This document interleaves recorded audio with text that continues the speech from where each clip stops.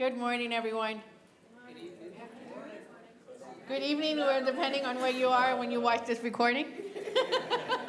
Welcome to the Diversity Training Seminar during our 10th annual conference. Look at that. Yes. I am Karina Ramirez. I am one of your diversity coordinators. I have been with CCL since 2017. And it's wonderful to be able to see us work and moved into this line of work. So I'm very happy to see you all here. Let me introduce the rest of our team. Come right over, guys. Hello, I am Princella Talley. I was a volunteer with CCL for 2 years, and this is my first year as a diversity coordinator and development associate with CCL. I'm also happy to see all of you here so that we can work and learn together. Hi, I'm Clara Fang, and I am the Higher Education Outreach Coordinator for CCL, and I am on the Diversity Strategic Planning Committee. Hi, my name is Soniyyah. I am from Fort Smith, Arkansas, and one of our local chapter leaders in the state. Okay, to get things started and to have everybody just relax and enjoy this, we have to properly greet each other. So the way we properly greet each other in my community, we go up to you and we give you a hug. So find your fellow person and give them a hug, please.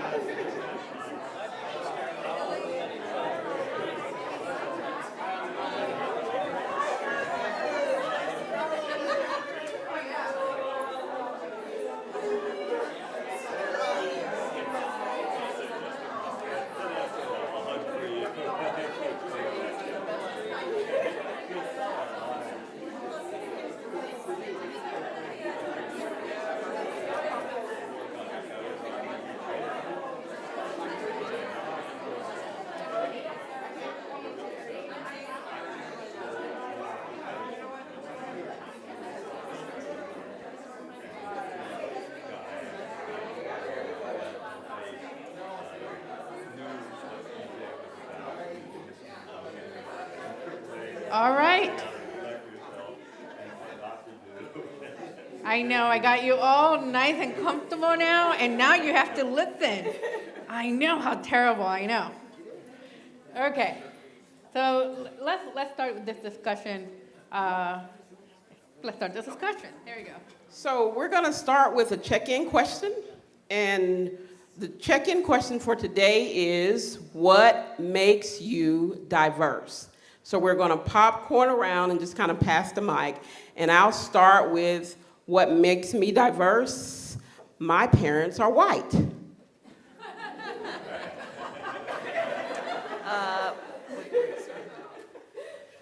What makes me diverse is a different perspective. All right, go deeper, go home. I like it. What makes me diverse is I grew up Catholic. All right, thank you. So just popcorn it around, pass it around, anybody that wants to answer. What makes me diverse is that I'm Asian. I have children who are partly Alaskan Native, Wow. and I'm a senior. Thank you for sharing. Thank you for sharing.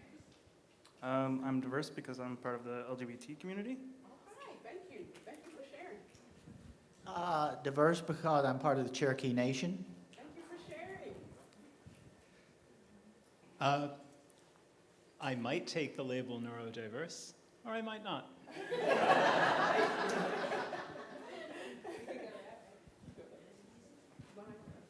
What makes me diverse is I'm Venezuelan American. Thank you. What makes me diverse is I am part of the LGBT community as well as a Caribbean American. All right. We are in deep waters. I love it. Where am I going? Over here? Oh, I'm rural, so I'm diverse that way, I guess. I don't know. What makes me diverse is that I'm a part of the global majority. I am a PhD student studying climate change refugees.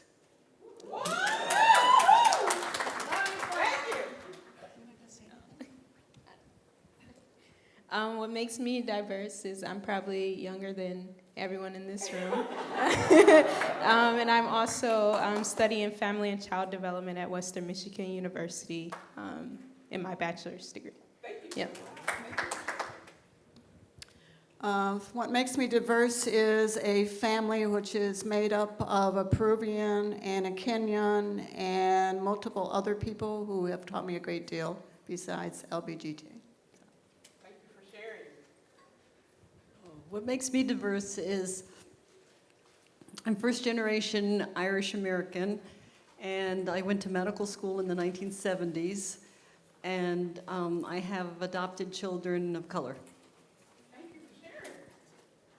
There you go. Anybody else on this side of the room? Okay. What makes me diverse is that I'm queer. Thank you for sharing. What makes me diverse is I work in the oil and gas industry.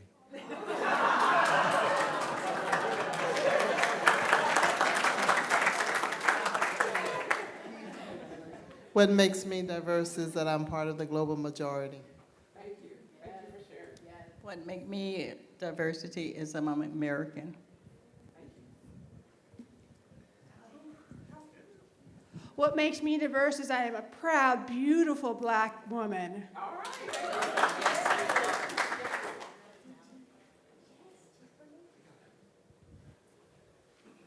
What makes me diverse is I've lived every age up to 71. All right. Thank you. Thank you, Shirley. Anybody else?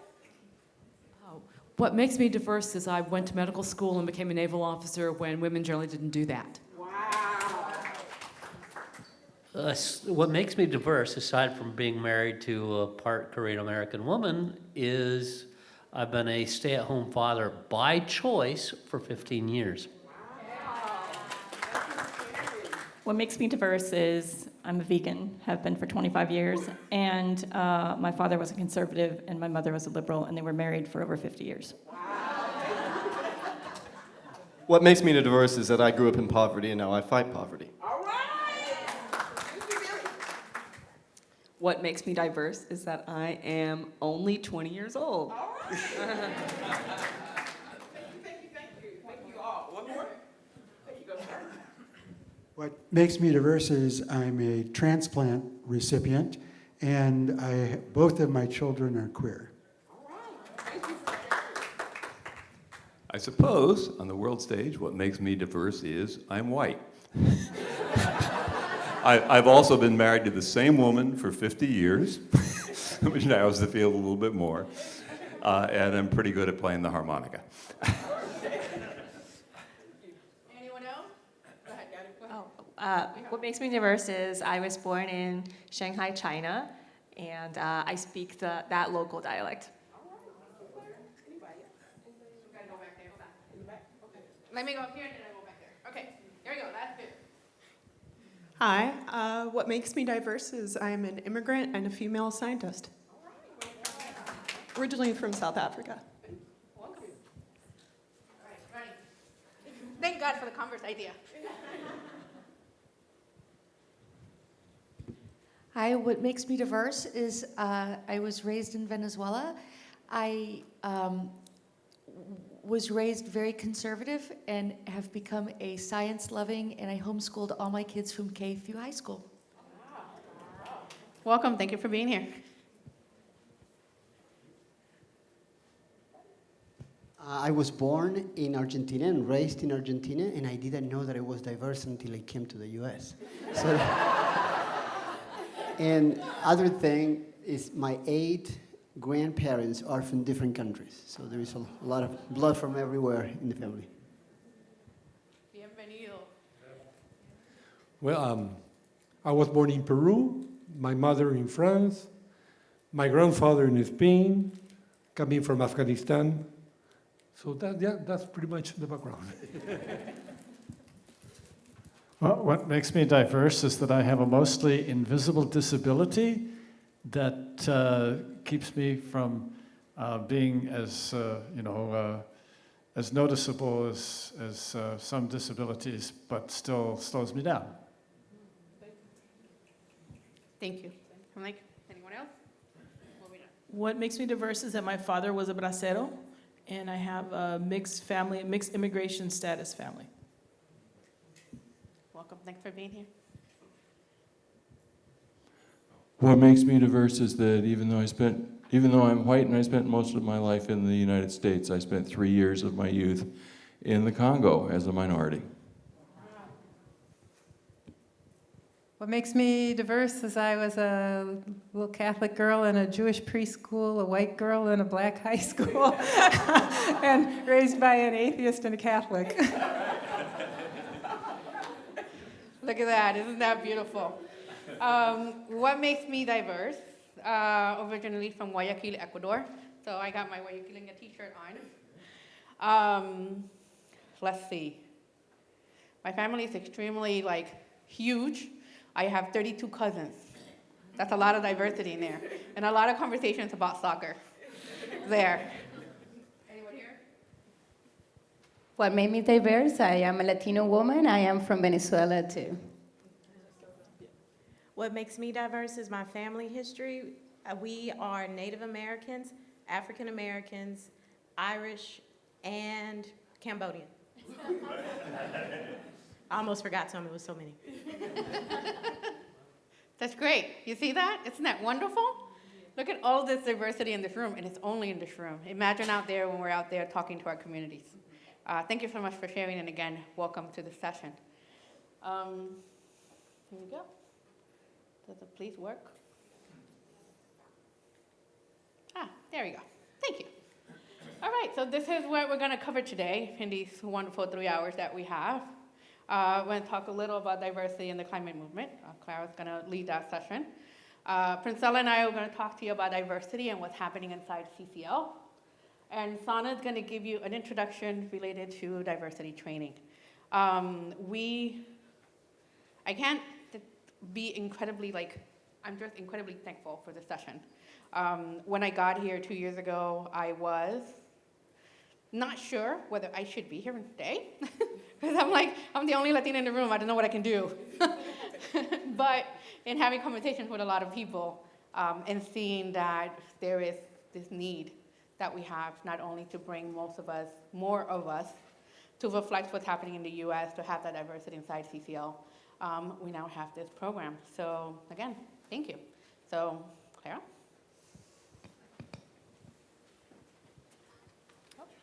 This is us again. So I'm going to talk about diversity and the climate movement. I'm currently doing my PhD at Antioch University, and when I was thinking about what I wanted to research, I'm definitely more interested in social movements and the humanities. I have been doing sustainability and the environmental field for pretty much over 10 years now. And during all that time, I often felt like I was kind of the only Asian person or person of color in some of these spaces. So I was interested in understanding why this was and what are the barriers for people of color to engage in climate change and what we can do to overcome those barriers. So I'm very grateful that CCL was interested in these questions too and enabled me to do some of this research. So that's what I'm going to be sharing today. The US is currently experiencing a profound demographic shift. People of color are already 40% of the US population, and they are projected to be half of the population by 2042. So in the chart on the right, you see the projection of the different groups in the US and how by 2065, people of color will be the majority. Oh, it didn't show the picture. That's okay. So people of color in the United States are the hardest hit from the effects of climate change. But as these impacts come along, People who are from low-income communities, who are already living in places that are vulnerable, in floodplains, are going to be even more susceptible to these climate challenges.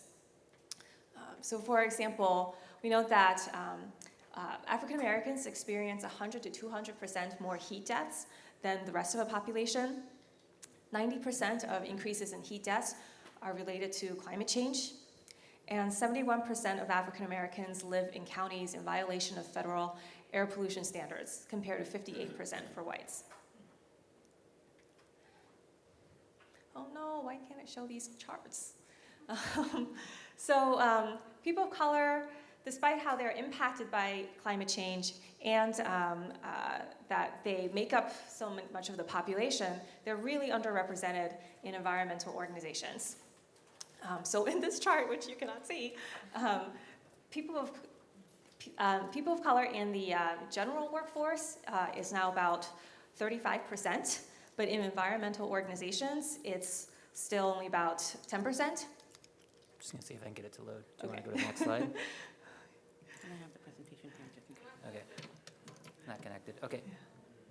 Oh, to the internet. Yeah. That might help.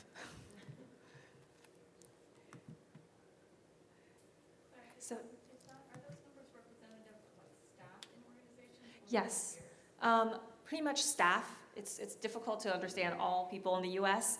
So these studies that have been done looked at staff in environmental organizations, sometimes in membership. And in Dorcetta Taylor's 2014 study, she found in environmental organizations, foundations, government agencies, people of color were about 16% of the workforce there. Still working on these. A more recent study came out from the same organization in 2018 showing that people of color making up about 21% of the staff and board of the top 50 environmental organizations in the country. Try refreshing the page. Yeah.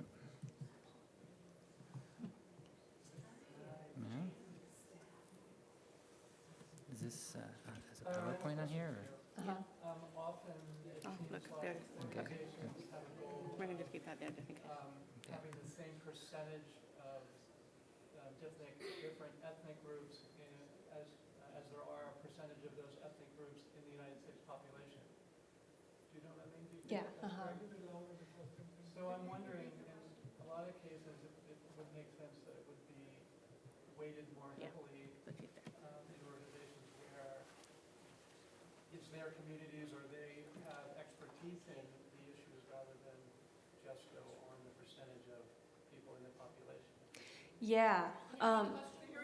Yeah, he was asking how do a lot of organizations strive for a ratio in their staff, in their organization that reflects their local community.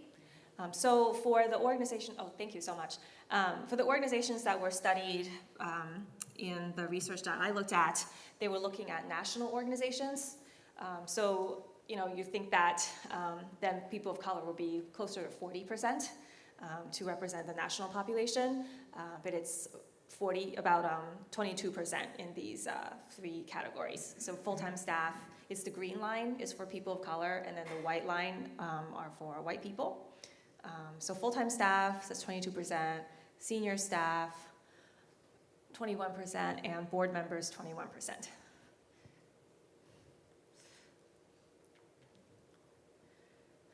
We also did a baseline study of diversity in CCL, and we looked at people of color. So this is kind of the distribution across the different categories. Let's see, there's a little pointer, this works. Yeah, so the most important one is this one over here. General supporters for all CCL, people of color is about 10%. Conference attendees, 9%. Board members, full-time staff, 8%. This one is so high because there's like 4 of us and we're here.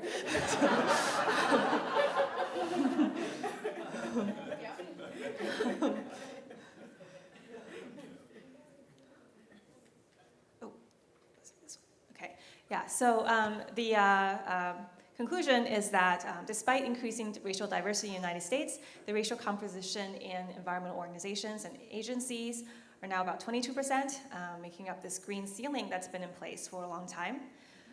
Confidential interviews with environmental professionals and survey data highlight alienation and unconscious bias as factors hampering recruitment and retention of talented people of color. And efforts to attract and retain talented people of color have been lackluster across the environmental movement. The result is an overwhelmingly white green insiders club. So benefits of diversity, why do we want it? So an important thing to understand is the distinctions among diversity, inclusion, and equity. And when we talk about diversity, we really need to also be talking about inclusion and equity. So diversity refers to differences among people and perspectives. So in this room, we have people of different backgrounds, races, ages. That's diverse. But you can have differences, but that doesn't mean that you are being inclusive. Because inclusion means, do those people feel welcome? Does the organization feel accepting? Are there balances of power among the people that are different? So you may have an organization that's like 90% women, but if all the people in power are men, then there's not inclusion or equity in that organization. Equity refers to the impact of your actions from policy, practice, and position. So you can be inclusive and include everyone, but if you're not giving power to certain voices, then you're not being equitable. Or if your policy benefits certain people more than others, or disproportionately harms certain groups, then that's also a problem of equity. So when we are talking about wanting diversity, we really should look at what are we doing about inclusion and equity, and when those things are strong, then people of different places and backgrounds, they want to participate. They feel empowered.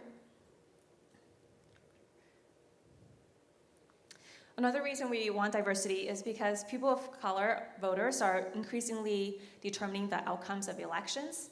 With their growing numbers in the American population, they have more of a political voice, and young people especially are overwhelmingly people of color, and for the most part they are born here, and they care about the policies that shape their lives. In this study, Beyond Diversity, from Green 2.0, the researchers asked environmental organizations what are the benefits of diversity to organizations, and they cited these reasons: increased creativity, increased productivity, more genuine meritocracy, better management of employee relations, additional fundraising networks, and appear more connected to communities.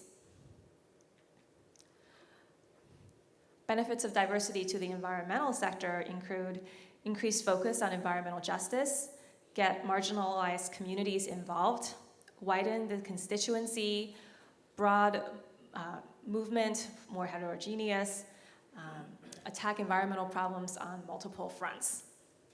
So with more diversity, you have a stronger movement, as you have different people supporting your policies, supporting your agenda. You have more buy-in. It's just not a thing that we can do, if we don't have diversity anymore. Angela Park, who is a consultant on diversity, equity, and inclusion, she wrote in her 2009 report, "Without support of people of color, the environment risks being marginalized as a white, upper-middle-class, suburban, boutique-y issue that doesn't speak to the reality of the mass majority of people in the US and around the world." Marcelo Bonta, who founded the Center for Diversity and Environment, said, "Talented people who do not identify with the dominant culture will feel undervalued, unappreciated, burned out, and leave the organization or the movement altogether."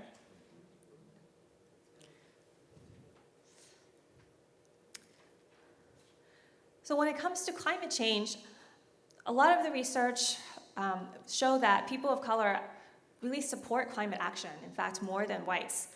From this chart from the Pew Center for Research show the racial gap on climate change, and that over time, people of color have increasingly supported climate action, and the percentage of whites supporting has gone down. And they stopped doing this research in 2014, but other groups have continued to do the research. Macias in 2016, for example, found that people of color in the United States perceive greater risks for threats posed by climate change and nuclear power generation than whites, even when controlled for age, gender, household income, education, political views, and rural/urban place of residence. Yeah. So across the board, he found that people of color, they believed in climate change more, they supported climate action more, and they felt it was more of a threat to them. So why is it that it's so hard for them to be involved in organizations and to be part of the movement? One problem that I've learned, which was really interesting, is the history of the US conservation movement. Beginning in the 19th century, around the time of Theodore Roosevelt and Gifford Pinchot and Thoreau and all of that, when they founded the conservation movement, they were mostly elite, white, wealthy men who wanted to preserve their hunting and fishing and hiking grounds for their recreation. The early environmental organizations like the Boone and Crockett Club, the Sierra Club, the Audubon Society were social clubs for wealthy people that enjoy the outdoors. And at the time, actually, there were incredible social struggles like slavery and the feminist movement, the labor movement, and the environmentalists were not really engaged in any of that. They saw nature as a place to escape from the struggles of the city and the struggles of social justice. So those organizations were socially homogenous and exclusionary. They excluded membership from women, people of color, and those that they considered an inferior class. They were beneficiaries of capitalism, institutional racism, and patriarchy, and they were uninterested in addressing social inequalities like slavery, the oppression of women, and the abuse of labor. Their agenda were also harmful to Native Americans and POC. So the early environmentalists did a lot of things that were pretty bad for people. For example, they established reservations and restricted Native Americans' access and use to their land. They designated private reserves and country clubs that excluded poor and non-whites. They criminalized people for subsistence activities, turning them into squatters and poachers. They willfully annexed land from Latinos and incited violence on those that resisted. And they dispossessed land promised to newly emancipated Black citizens after the Civil War and from many Native American tribes to make room for new national parks and monuments. So the conservation movement eventually evolved into the environmental movement, beginning with Rachel Carson's Silent Spring and the first Earth Day in 1970. So their agenda broadened a lot to include things like pesticide use, air pollution, toxic waste, nuclear energy, kind of going beyond the initial agenda of like preserving parks and wildlife. They recognized that communities of color suffered a greater proportion of environmental ills. So there sprang up a grassroots environmental movement that began to diverge from the mainstream environmental organizations that were founded during the conservation movement. So the Group of 10 is a good example of that. They were founded in 1981 after the election of Ronald Reagan, and they decided to get together and create an environmental agenda for the 1980s. So this group included everybody on the left here, the Sierra Club, Environmental Defense Fund, all these groups that met with Congress and had corporate representatives. And they purposefully excluded activists and apolitical groups like those on the right. And this group on the left kind of became the mainstream environmental organization that really set the agenda for the environmental movement in the next 2 decades. And some of the things that happened was that people of color were perceived as not caring about environmental issues. Seeing what they did before, you can imagine why they were not so happy with this group of people. And there were these studies that showed that of 1,500 environmental volunteers nationwide, 98% of them were white. And this was often based on studies like asking how often people of color participated in parks and when hiking and swimming and all of that, and kind of not recognizing how the privileges and barriers that went into participating in those activities. There's also some challenges around framing, especially with climate change, where climate change has often been talked about as this big, abstract, technical issue that has technical solutions, it's the ways in which it's connected to historical exploitation and injustice are not always addressed. So, a lot of the solutions that have been promoted are like install solar panels or buy hybrid cars, and not really linking them to problems that people of color encounter on a daily basis. With prejudices in hiring, this is kind of a larger systemic problem. Dr. Dorcetta Taylor at University of Michigan talks about how she sees corporate recruiters seeking out the best students, whereas environmental organizations tend to wait for the stars to come to them. And that environmental organizations practice these insular hiring practices that kind of pull in the same people rather than finding diverse candidates. How am I doing on time? Where's... You've got time. You're 18 to 19 minutes in. Okay, thank you. So with climate change being such a global problem, in this statement from 350, they said, climate change isn't a distant, abstract problem. It's here now. People all over the world are feeling the impacts, from island nations that are going underwater to indigenous land being exploited for fossil fuel extraction. The fight against climate change is a fight for justice. That means listening to the communities who are getting hit the hardest and following the leadership of those who are on the front lines of the crisis. Yeah, so that kind of concludes my portion, talking about why diversity is so important. We are overcoming a long history of exclusion. So it's not just like, oh, now we welcome everyone and we don't have those kinds of ideas anymore. But realizing that there's been such a long time of where people of color were excluded, so we're kind of catching up to what needs to be done. All right, so I think I can take a couple questions. Yeah.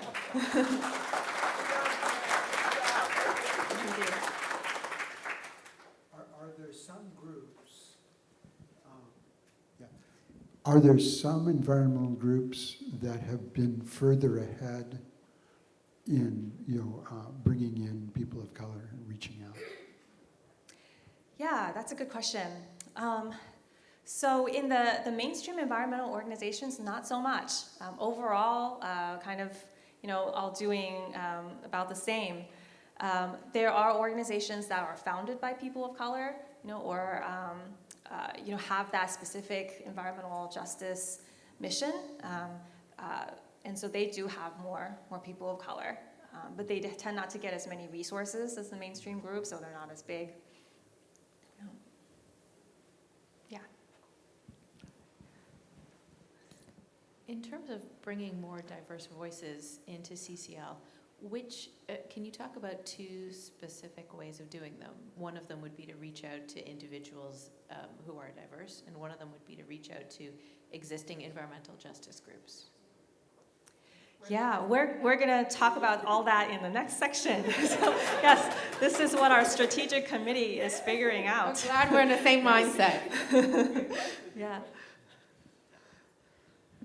Would you mind sharing some of your statistics? And specifically, I'd like to get more information about those questions that were asked of people of color and how often they participate in parks, or if they're, if they do that at all. Because I'd like to know specifically if they're just looking at regular parks versus national parks, because I think that makes a major difference. African Americans and other people of color are typically looked at as being excluded from national parks. Yeah. But they're very, I don't know the word, but they're engaged with local parks. So I think that's a key point of. Yeah, totally. I do believe they're looking at national state parks because those organizations keep track of the visitors, and I don't think local parks do that. But yeah, so I wrote 2 reports with all of this information, and we actually have a handout with that, but I don't think it's here yet. So during the break, we're going to go find Allison, and then you can have a handout with where you can find the reports. I have another question. How much is socioeconomics here? Because the minority that you have here, I can assure you probably will be 80% with a bachelor's degree at least. So it's not only an issue of race and ethnicity or culture, it's an issue of economics. How we bring the poor among us more than the people of color, because also among whites, how many here are white people, blue collar, unemployed? So it's an issue of money, it's not an issue of color right now. Right, and for sure, it's like the people who founded the environmental movement were people who went to Ivy League schools and came from really wealthy families, and that was how they wanted to keep the environmental movement during that time. So part of my research, I also talked to this person who was the Dean for Diversity at the Yale School of Forestry and Environmental Studies, and I had a great conversation with him about like the education issue and like how there are not as many people of color in environmental schools, which then means there aren't as many people who can then be hired into environmental organizations, right? And he talked about how like the racism starts so young. Even before they're born, Black women are discriminated against, and then once they're born, they don't get the same level of care and food and education and healthcare. So all the way up into college, they have so many more barriers than white people. And then, they're at Yale and they're like, oh, why aren't people of color in our school? And he's like, yeah, am I supposed to change this?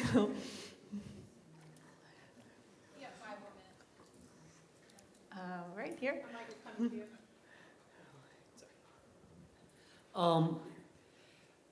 In the data, is there any differentiation between kind of immigrant families and kind of first-generation families, people of color, versus people of color who've been in the U.S. longer?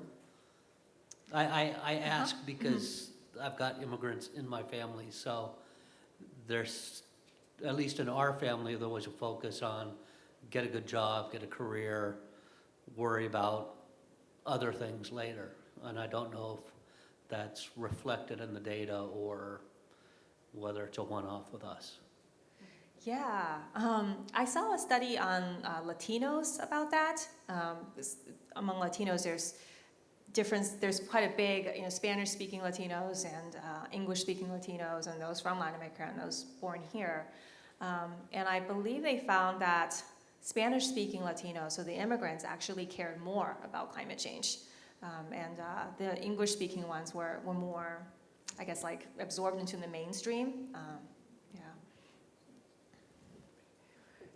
One of the things that struck me most about your presentation, Clara, was when you had a slide listing the many challenges that communities of color face, and climate change is just one of them.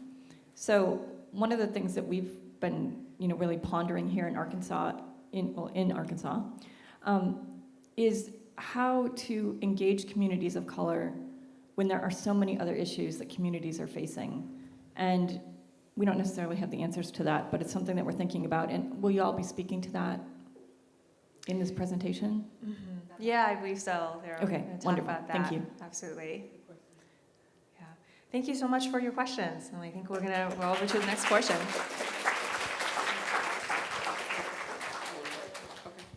So we're going to give you all a few minutes to stretch your legs and take a break, about a 5-minute break if that's okay, and we'll join.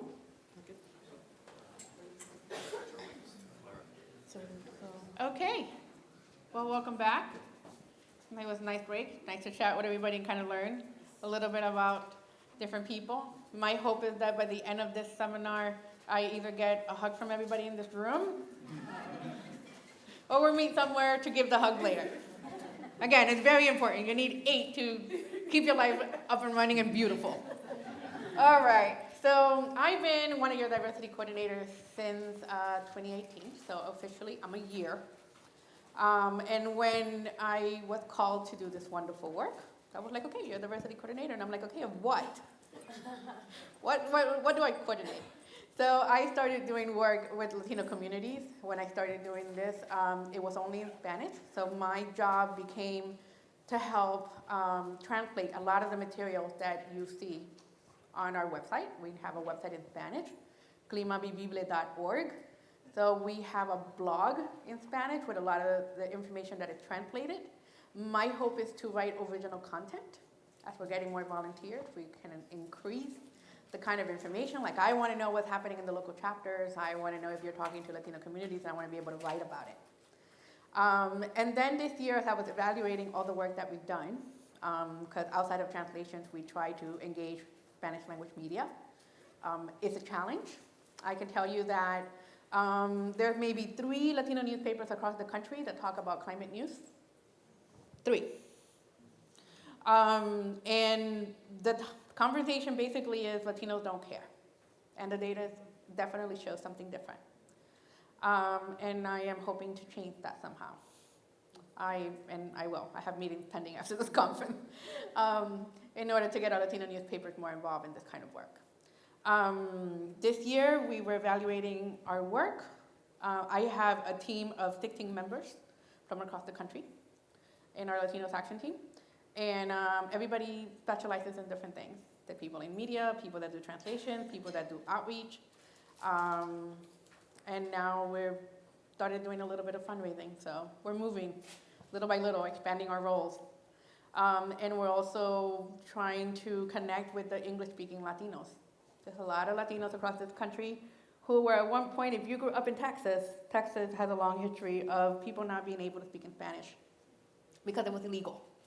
So a lot of the kids from that grew up there can only communicate in English, and they're definitely Latinos. They have the Latino last name, they recognize their background, but they only know English. So we make it a point to sort of recognize that when we go across the different communities across the country, and just kind of learn to see where, meet people where they're at. So, a little bit about yourself.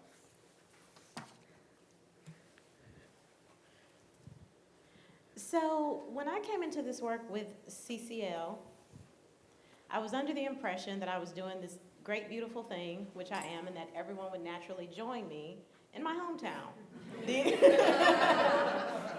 So you're laughing, so you know the exact opposite happened. But over that time, I learned a lot, and I learned a lot about myself, just as we're all in here to do today. And one of the main things I took from that was that I can't decide how people should lead.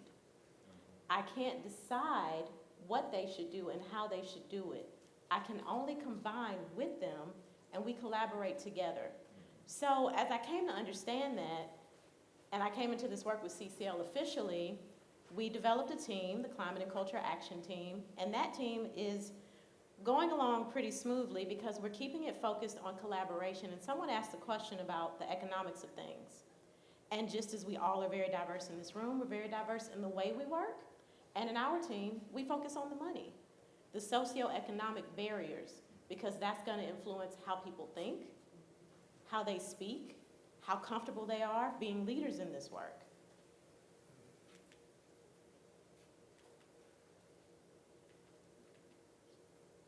So, let's all read the CCL Diversity Value Statement together. And it was approved by Mark Reynolds. All right. Yeah. It was official, guys. So let's go for it. We empower everyone in exercising their personal and political power, regardless of race, ethnicity, nationality, gender, sexual orientation, age, religion, ability, or political affiliation. We seek out, support, and elevate peoples whose voices may not have been fully heard. Isn't that beautiful? Can we clap for that?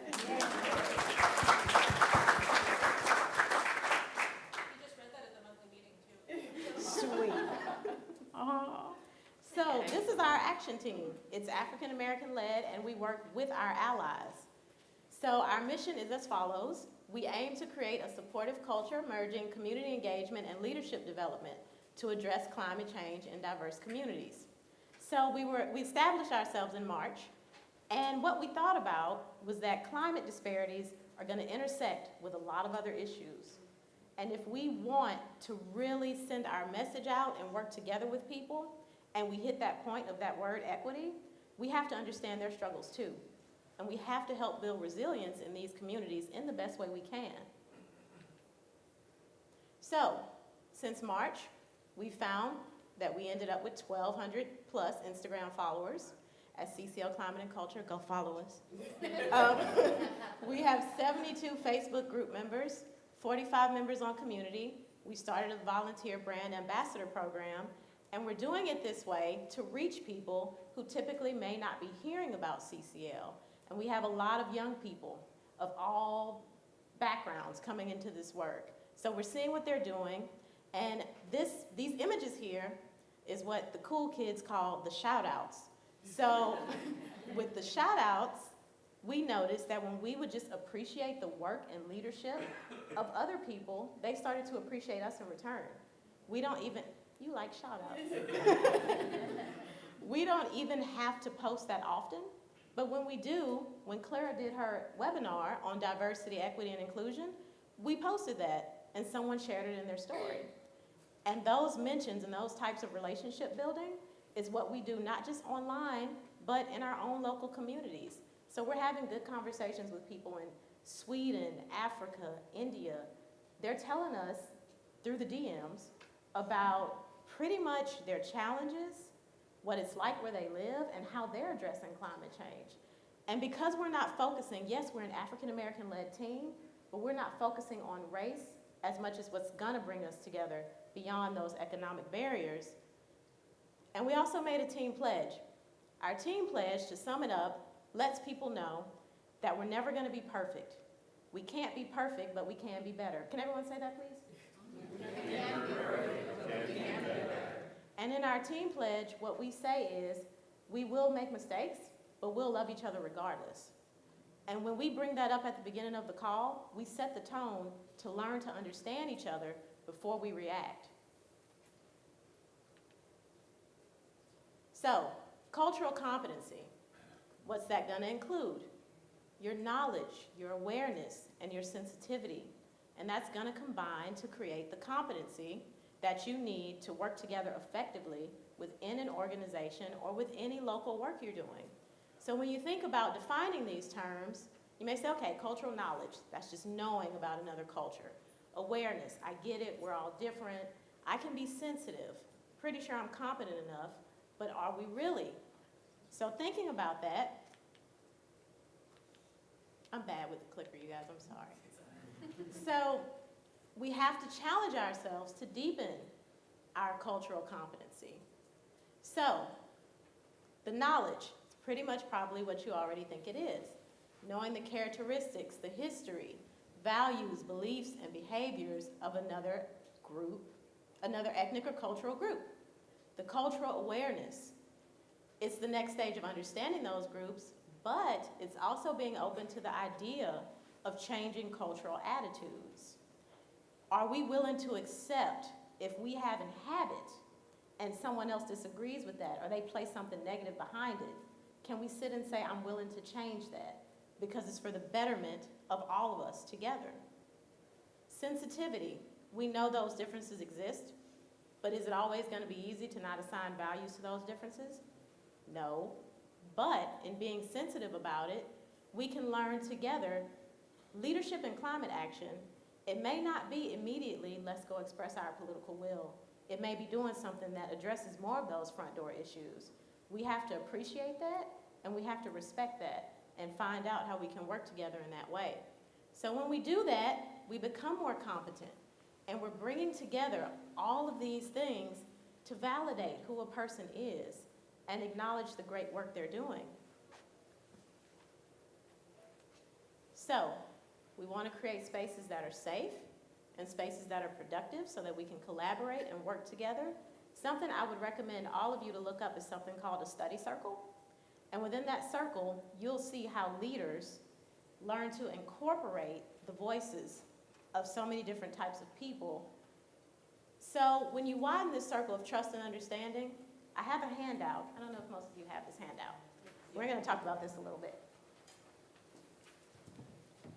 Number one, and this is something I would recommend if you put it up in your office, take a photo of it and look at it from time to time. When you're out in these communities doing work, it can be very valuable. Diversity, it's essential. No matter what kind of change you're trying to make, a diverse team ensures that many viewpoints are represented in decision making. You have to do that. For example, with our action team, I may be the team lead of climate and culture, but I can't say what everyone in the group wants to happen. And I don't move forward until they've all had a say in it. We have to acknowledge number two, that diversity is just the beginning. It's important to build an equity lens in all aspects of your work. Understanding the structures that support equity with a particular emphasis on structural racism is essential for effective dialogue and long-term change.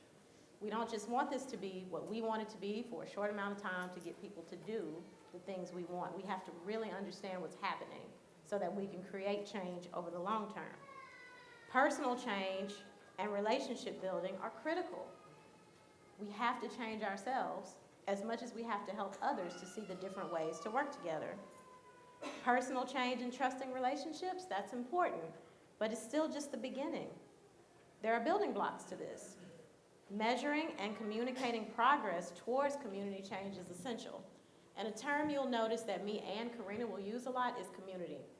Because at the end of it all, community, our involvement with the community and the ways we understand people, it's essential. It's everything. We can't pass policies. We can't do all of the things we're set out to do until people can relate to us and we can relate to them. Racism. It affects all of us personally, no matter what your racial or ethnic background is. So, people of color, yes, we talk about racism on that front a lot, but it can also be flipped to think about how it affects you, even when you're not a person of color. And we all need to be a part of that change that we want to create. How are you going to do that? That's something you can reflect on and think about and decide, not just by yourself, but with other people in your community. So when you're doing that, are you just thinking about, well, we can get people to do this, we can get people to do that? Or are you saying, you know, what's going on in this community? How can I help? And when you go out to help, when you say, today I'll go volunteer at this place, I'll help this community leader who runs this local nonprofit for at-risk youth. When you do things like that, people get to know you. They come to trust you, and they want to work with you. It's a natural progression. It can take time, but it does happen. So, these are photos from different people in our team. We all live in Alexandria, Louisiana, except Karina and Debbie. So, what we started doing to really grow our group locally was that we started doing small things, one thing at a time. As I said, we volunteer. We get to know people in the community. When we go into our office on Tuesday for Lobby Day, we'll go in there with over 80 letters. And those letters were collected over 2 days. We tabled at, thank you, Danny. We tabled at Pride, but we didn't just go there in a sense of, hey, here's what CCL's doing.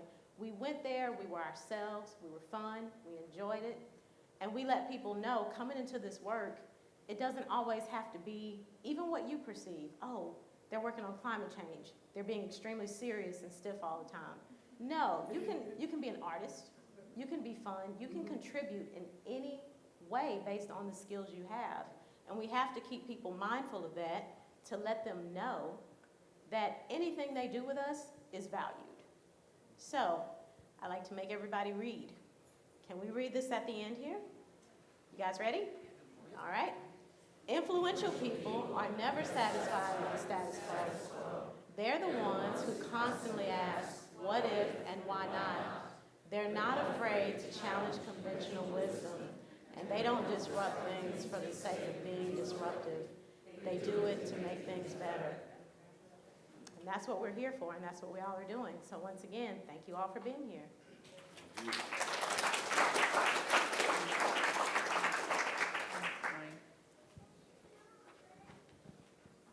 Okay. So this is us. This is the Latinos Action Team. It used to be called SLAT, Spanish Language Action Team, because we started in Spanish. The whole purpose of our team was to replicate what CCL was doing in English, to have information in Spanish, and that's why it was called that. And Tamara Kellogg is back there. Is one of our main translators. Thank you. I told my team members I was giving them shout outs like throughout the entire conference. They're wonderful people. No one does this alone. And we've created a really good family there. What I mean, we changed our mission. We changed our mission in wanting to engage to the Latinos that communicate in English. That was the only change. So when you come to our meetings, which are normally held for Thursday, we have conversations. It depends who's in the room. Sometimes they're bilingual conversations, and sometimes it's just conversations in English. Depends. But everybody tries to do a little bit of everything. I was having a moment before this conference because when we started, it was just Tammy and I. And this was us last year, this month. I know. I looked at it and I'm like, oh, we were babies then, look at us. And we were heavily just focused on translations, ensuring that people came here and they were welcome. And to try to just tell our chapters, ideally, it would be nice to have a bilingual speaker in every CCL chapter. That's a goal, it's a nice one, it's a wonderful wish. And we're trying to help as many chapters as we can. There's been instances where I had chapters that actually created pages in Spanish. So I've translated pages. They can just have a landing page where it just says, you know, this is what we are, this is what we do, this is our meeting, you're welcome to come. And sometimes, you know, that works, and sometimes at least it's available there. These are my wonderful people. I love them all. We have Texas, Virginia, Florida, New York. We have someone who's now volunteering from Peru right now. She's one of our interns, fantastic individual, creating a chapter also in Massachusetts, because she's going to school there. California and New Jersey. These folks do a little bit of everything. Again, we try to replicate what CCL does in English, we try to do it in Spanish. And it's nice to be able to have a translation team. I cannot tell you how many times we want to do something or there's a press release that needs to be sent out and we're not there, we're not prepared, and then an hour later, magically it appears. So it is possible. But when you see these folks around, you know, do your typical Latino thing, go and hug them and tell them that I love them and I am forever grateful for them for volunteering. And I'm always seeking more. These people are working so hard. They're students and they're professionals, but they take their moment. I can tell you this, sometimes they go away and they come back. Christina Cadavid, she started with us in LA about a year ago. She took about 6 months off, and earlier this year she was like, I'm ready. Like, thank you for CCing me on every single minute meeting, because I sent minutes of every meeting to everyone. So you don't have to really physically be in the meeting, but I'll keep you informed about what's going on. And then when you're ready, you're welcome to come back and we will take you with open arms. So we do have CCL Español. That is our Spanish page. We try to replicate, again, what happens in the English side of Citizens Climate Lobby in Spanish. So we're up to 425 in Twitter. The reason why that is higher is because we started there. That was like our first social media platform. And it's a combination of news and information of things that happen in the US, which is really difficult to find in Spanish, and information that happens throughout our Latin American chapters, and news about what's happening regarding the climate field. So we try to combine a little bit of everything.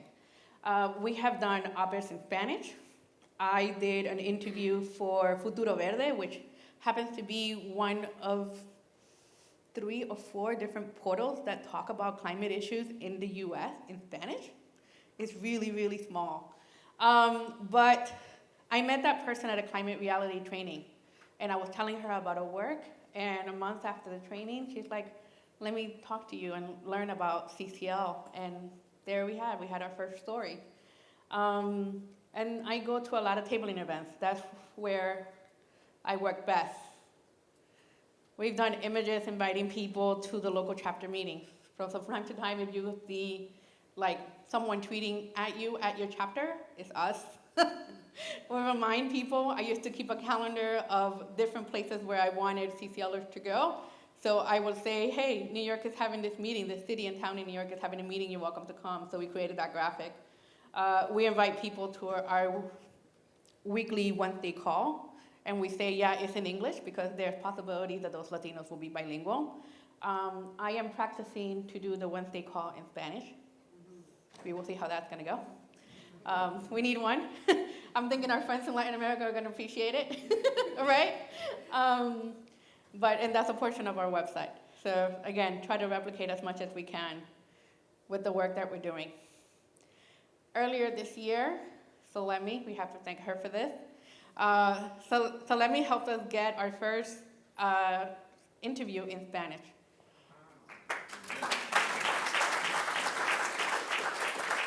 We were happy. I was happy to drive from West Palm Beach to Naples for this.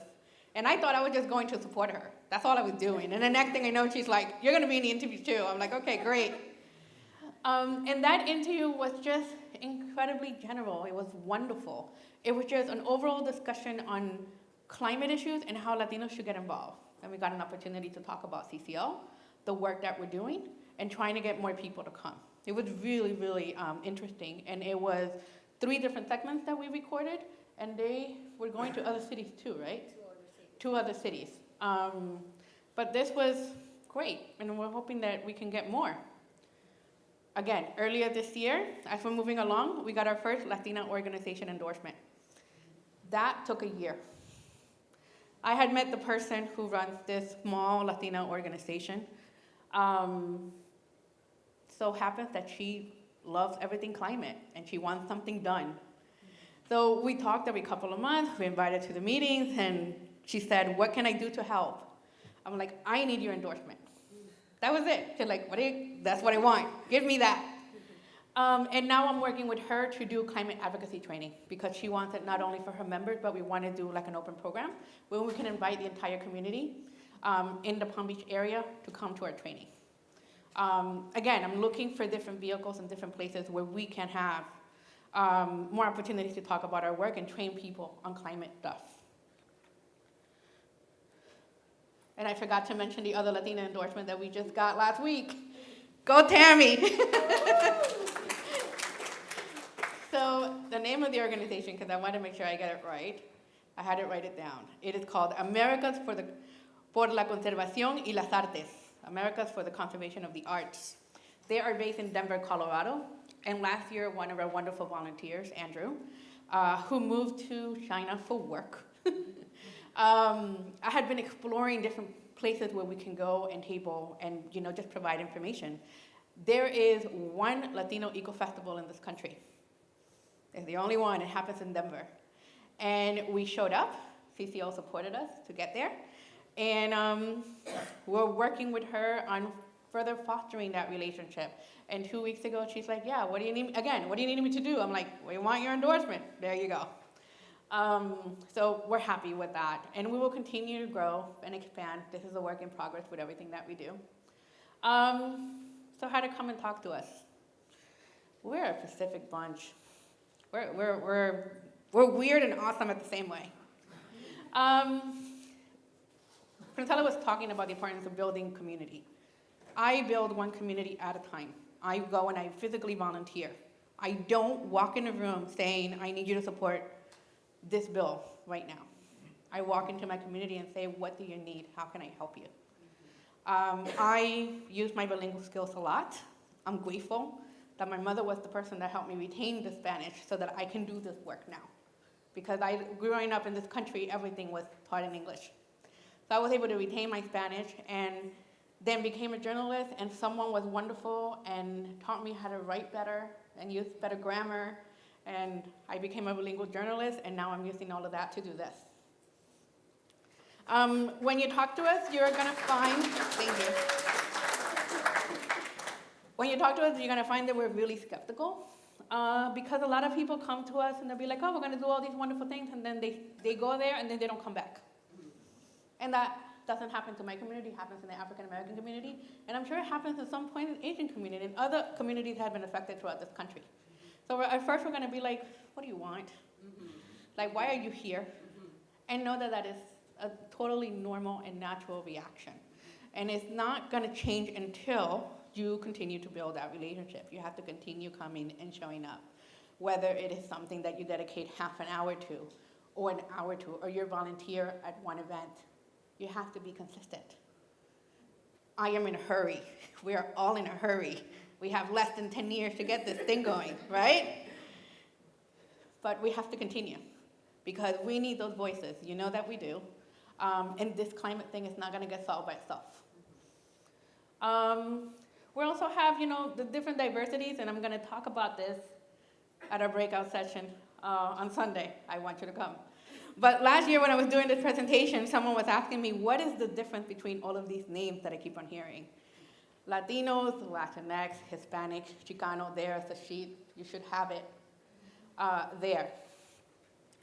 I describe myself as a Latina. I was someone that came from Latin America. I was born in Ecuador. I connect myself with that term more than any other term. Hispanics is something that connects people on the language barrier. We're like, you're speaking Latino, you're Hispanic. We connect with our motherland in Spain, and people throughout Florida, where I grew up, they describe themselves as Hispanics. I don't, but they do. Latinx. Latinx is new. It's been discussed, I want to say, at least in the last 5 to 6 years, and that is a term to be more inclusive in gender. So instead of saying Latina, Latino, you say Latinx, and you're being more open to the community. Chicano is a term that's used a lot in California. Sometimes you'll hear it in Texas, right? You have a Chicano back there. And those are folks that came and grew up in this country, right? From Mexican descent primarily, and that's how they define themselves. So it's very, very interesting how we present ourselves in different places. When I walk into the Latino community, I don't say, I'm Karina. I say, I'm Karina, and I'm from Ecuador. Because that's my initial thing. I feel more comfortable that way. And I communicate in Spanish first. Sometimes it's like, sort of weird. And people describe themselves in totally different ways, and that is perfectly natural and normal. A lot of the times when other Latinos talk to each other, we connect on the fact that we come from our home country, so, we find Peruvians in the room, Venezuelans and Argentinians, and we're like, hey, they're my Latinos, hey, let's go. So yeah, and I can tell you more about that in our session tomorrow. Other things that we have going on in CCL, this group started in March. This is LGBTQA plus climate. It's being led by the wonderful Stacy McReynolds. Again, trying to bring more diverse voices to CCL. And she's working on outdoor activities to engage people from LGBTQ to come to CCL. I'm gonna have at our table her information. You're welcome to sign in or come and join their call. The whole purpose of this is for you to participate. You don't have to officially join the team if you don't like to, but maybe from time to time you want to listen to the call and kind of see the kind of information and discussions that they're having. Because that's what we need more of. You need to be able to understand all these different communities that we want to engage. Yes. Are these calls recorded? Yes, they are recorded. Climate and culture is not. Because climate and culture likes to be there at date and time. Latinos is recorded, the other ones are recorded, yes. The PGM caucus is new, and the PGM caucus is only for the people of the global majority. That terminology, if you have not heard Dr. Barbara Love, who's fantastic, who would follow her path,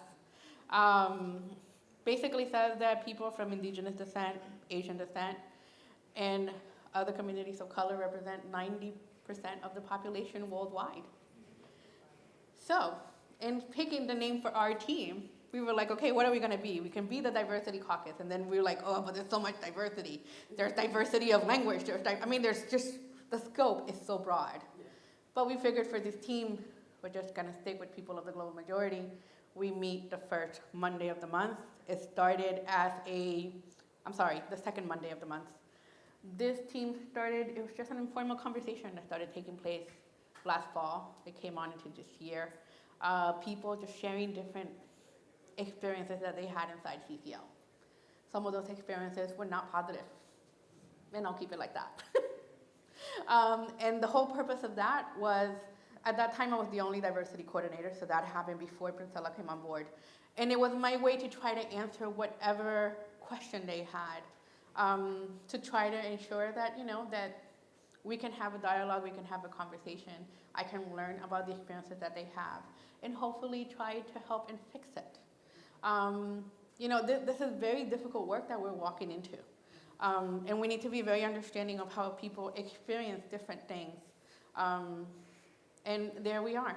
So we figured we create a safe home so that people can come and tell us what's going on, and also a home where we can empower each other and learn. So I am going to be leading these calls to try to continue moving forward with the conversation. And this was inspired by the guy in the front, Caetiano, who happens to be from Brazil.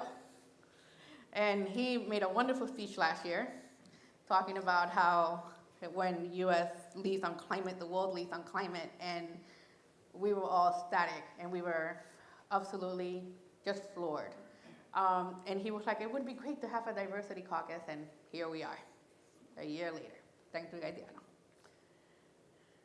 These are all of our diversity teams. We are on community. The only one that you cannot join is the people of the global majority, unless you're a person of color. And that's the only one that requires permission. But the other ones, you can definitely jump in, listen to the calls, learn what we're doing. My hope is to restart the Chinese action team. It started last year, but again, we've lost momentum along the way, so I'm gonna see how we can get it restarted. And that is basically what we're doing. If you have any questions of anything happening with diversity, send them to me. My purpose is to continue to have this conversation.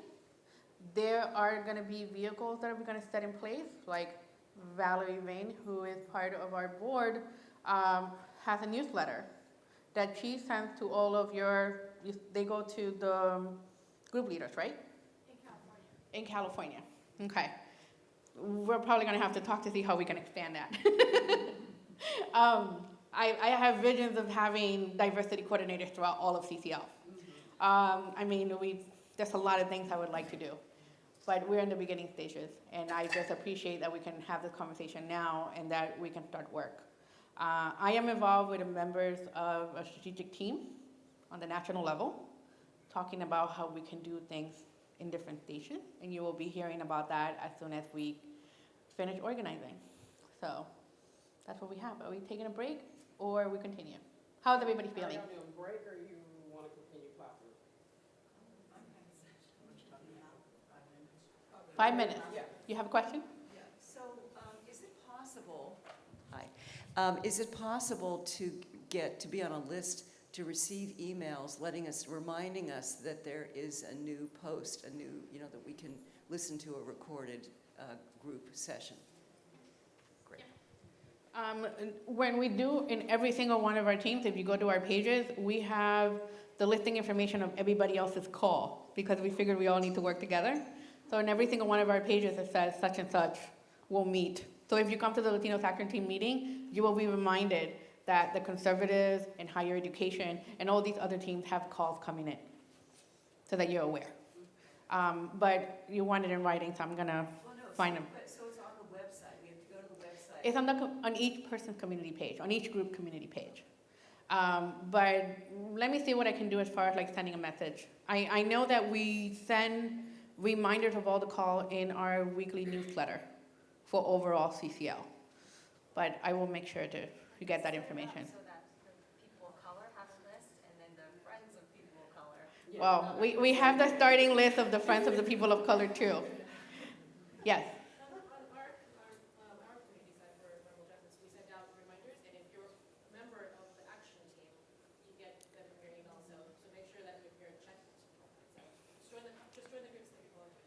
Yeah, just make sure and you go in community and check, because every time we send messages through there, you all get it. Yes. Princella. She was talking about the diversity statement, right, early on. I didn't see gender identity in there. Okay, I'm sorry.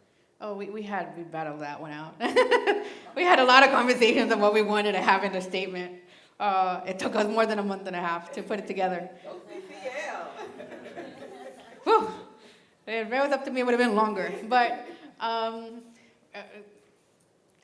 yeah, we were taking notice of the things that we were seeing, and we were able to come up with that wonderful statement, and I want to be able to see more. So again, this is something in the beginning stages. Yes? And for climate and culture, if you want to sign up for the call notes, after our calls, you can fill out a sign-up sheet I have that Chrissy has back there with your email information. I'll send you a reminder.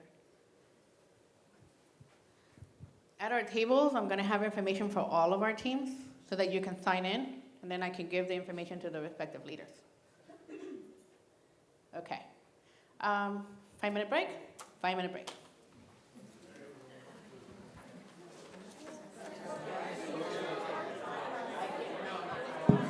Okay, we're coming back to our seats, ladies and gentlemen. Make sure you got all the handouts. There's Clara's handout is going around. Thank you. We're meandering back to our, and the handout's over here by Jan. Wave, Jan. Over here. Wave, Jan. And we're meandering back to our chairs. We're meandering back to our chairs. Look at the way we meander.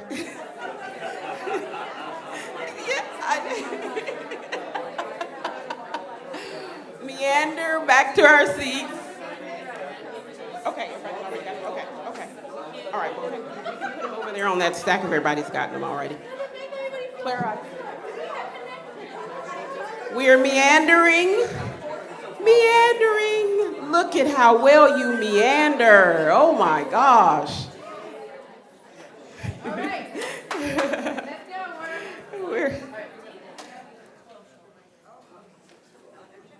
Thank you. So my name is Reverend Soniyyah. Most people call me Sana, like Donna. I've been in the ministry for over 20 years. I've served both what they call cross-culturally trained, meaning I serve in both black and white churches. I spent most of my time serving in white churches.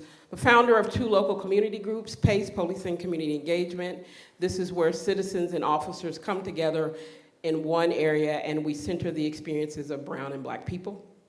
Bridges is also another group that I founded, and we live in a fairly red state, so we carved out a space for people of different political perspectives to come to chat. We read books, we talk about different things. Also board chair of the league, and right now I'm a current doctoral student. So, and I'm from Arkansas. Can I get a what, Arkansas? Thank you. You all have probably heard a little bit about us in the news. We've had some flooding in that area, so let's keep those people in our prayers. We're gonna skip the check-in question. Okay, so where do we start? How do you have a conversation about race, about racism, about the intersectionality of those things? Some people choose to start with data and statistics. Some start with history and policy, and some kind of do an overview of everything. And before I continue, I do want to say, as a woman of color, there have been many, many women of color who have stood in this space and did this kind of work where the environment was not friendly, where the environment was not open. They have stood as pillars of truth and justice when no one clapped. And so I stand on their shoulders, and I think that anytime you do any kind of work, it's important to both recognize and honor those women of color who have did this for years. I do want to recognize Miss Barbara, Alice, love her work that she's done, and also Rita is here. She also serves as a council in her city, and so there are many, many women of color who do this work, and I could not do it, we could not do it if they did not do it first and break the ground and take a lot of punches for that kind of thing. So where do we start? I choose to start. It's not about where you start, but it's about how you finish.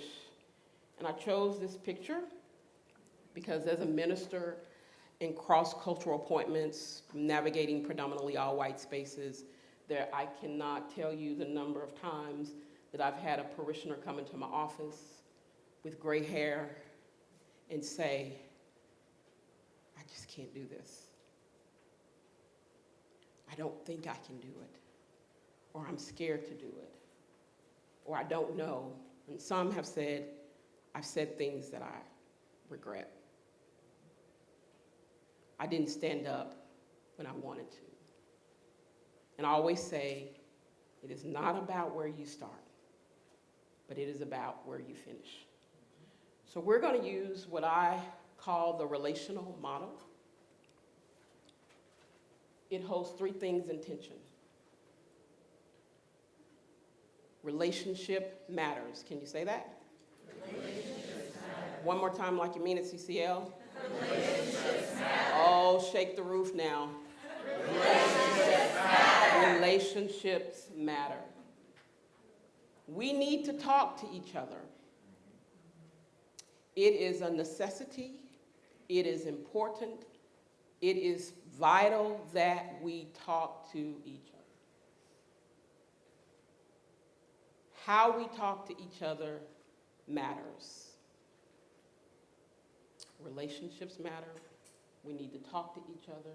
How we talk to each other matters.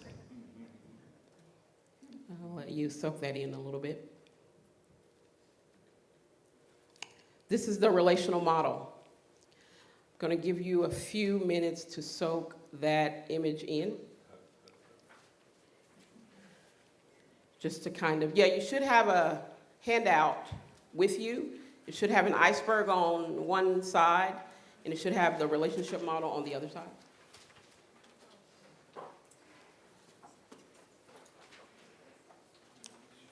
So, how does the relational model work? Debate. Every time we talk about a subject, about race or racism or the intersectionality of that, the first place most people start is at debate. When they're motivated by need to win or need to be right, that's the first stage. It's not the best stage. It's not the bad stage. It's just the first stage. And I think somewhere in our culture, we've got to the stage and we've labeled it as it is just the first stage, and most people start here. We can't help it. It's a reality. You're going to start here. If you've never taken an intro to diversity course, if you've never had a friend of color, you're going to start here. And we get really, really upset, but it's just the first stage. It's not the only stage. So the need to win or be right, blind, unconcerned, dismissive. Everybody say the first stage? It's not a bad stage. It's just the first stage. So I'm going to tell you, now, this debate stage, this will give you a very negative viral moment. Have you ever seen those videos and they're like, oh, you, and you're like, don't be that person that goes on national TV because you're stuck at this first stage. This is how you get plastered all of, what was it, pavement patty. Yep. All of these viral videos of people behaving horribly because they're in this stage. So no, we're not going to debate whether or not slavery still exists in 2019 over hot dogs. That deserves a bigger laugh. That we're not going, even if you disagree with what I'm saying, we're not going to debate in public while there's an iPhone around. So we just no, just absolutely not. We're not going to. So no public debates on when you're in this phase. Okay, CCL, because I don't want to see someone with a CCL shirt plastered all over. So no public debates at this stage, right? So we don't do that. Okay, so then the next stage. Are y'all with me? This would be the second stage, and this one's a lot more pleasant than the first. Oh my gosh, this is going to be, so someone's going to have to click while I talk, because otherwise it's going to be really difficult for me to do both. Okay, so discussion. This is the second phase. The fear of being labeled. Anybody in here want to be called a racist?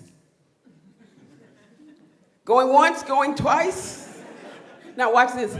How many people of color are afraid of being called a racist? Do you see that? Nobody wants, not even people of color want to be called a racist, right? So the fear of being labeled. When your motivation is fear, you can directly correlate this behavior. When you are afraid of being labeled, you're going to be defensive. That means your fists are going to clench. You're going to be sensitive. That means you're going to purse your lips. You're going to be anxious. That means your body is going to sweat and your face is going to turn very, very red. And then you're going to be overwhelmed, and that might mean you're going to storm out, and then that might mean you might be on TV. Right? So this fear of being labeled comes from a lack of knowledge, and Princella kind of talked about cultural awareness. The more you know, the less likely you're afraid of this going to take place. So that's why we're here today, is to empower and to equip so that you know, so you'll never be afraid again. So that you will never be afraid again. Okay, so the last phase, dialogue. A willingness to find common ground. And look at what that correlates to. Awareness, willing to listen, embracing of differences. I'm going to let you soak that last one in.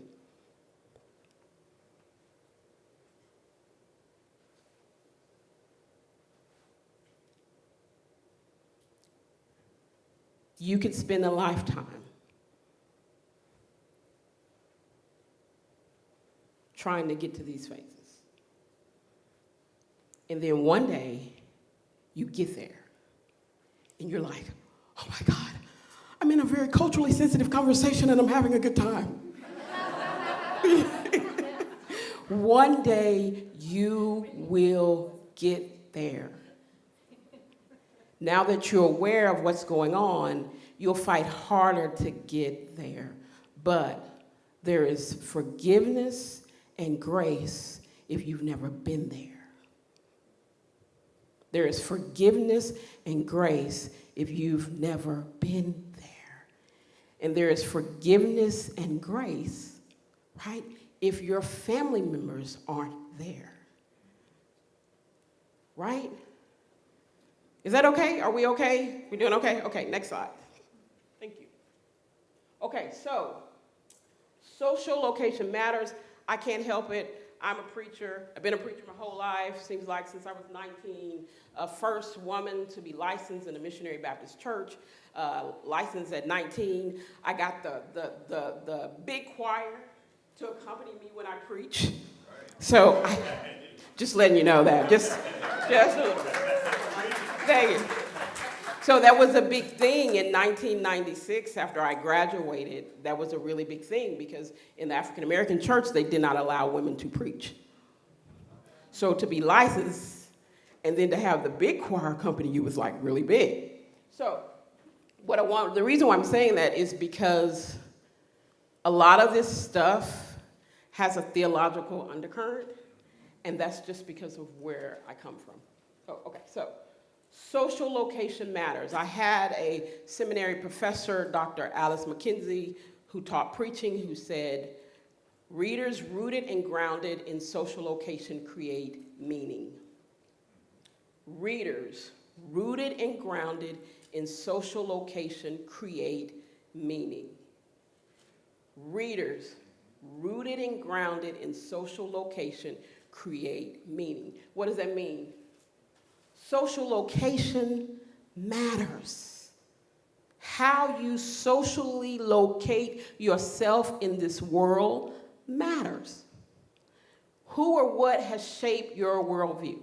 Next. Who or what has shaped your personality? Who or what has shaped your social core principles? Your social location matters, and you should not be penalized for that. Your worldview matters, and you should not be penalized for that. Next one, please. So, when you put all these things together, your worldview, your personality, your social core principles, you have what theologians call an embedded moral compass. Can you all say that? Embedded moral compass. So when you put your worldview, your personality, your social core principles, that creates an embedded moral compass, your sense of what is right and what is wrong. What is right and what is wrong. Next slide. So, our behavior is crafted out of our worldview. Is ketchup a breakfast sauce?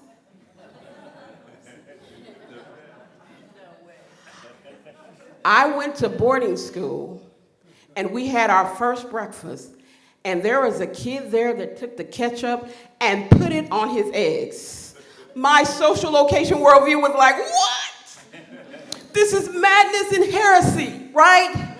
Because your social location matters. So if you don't believe that ketchup is a breakfast sauce, and then you're sitting next to someone who's like, more ketchup, please, more ketchup, you're going to have a visceral reaction because you've just witnessed or heard or saw something that in your world doesn't even exist. And so long as you never leave your house, that's fine.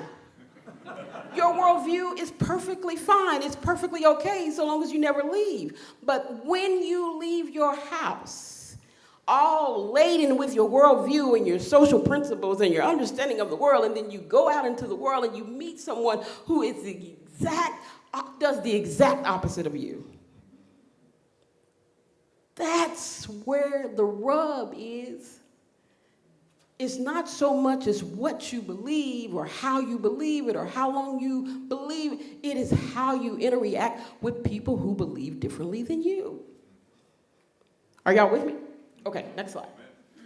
Okay, so yes, I did actually quote myself in my own presentation. Yes, I did. Okay, so let's read it together. Let's read my quote. Let's be profound. 1, 2, 3, go. It's not how much you know. It's not how long you remember it. It's all about who you invite to your dinner table. Your worldview is both crafted and recrafted around the dinner table.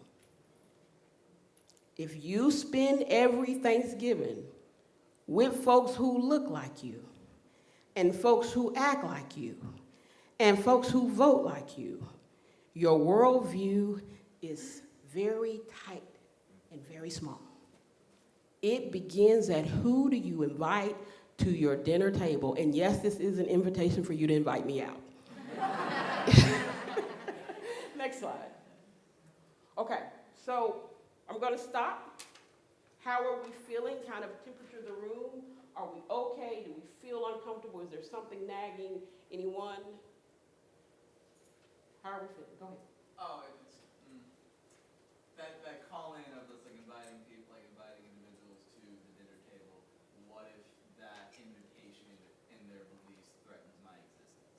Okay, so let's say, so you're going to invite someone who might hurt you into your dinner table, is that what you're saying? In a sense that like their worldview, right? Their worldview like has the belief that like my actual existence is problematic. Okay, so do you think they're going to invite you? I think it's more about you extending an invitation to others, right? So you, and there is a sense that you want to feel safe, right? That is a part of it, but you extend an invitation to others. It doesn't necessarily have to come the other way around. Very good question. Very good question. Thank you for that. Anybody else before we move on? How are y'all feeling? Are you feeling okay? Go ahead. Would you extend that to people who are not antithetical to your beliefs, like fascists, for example? So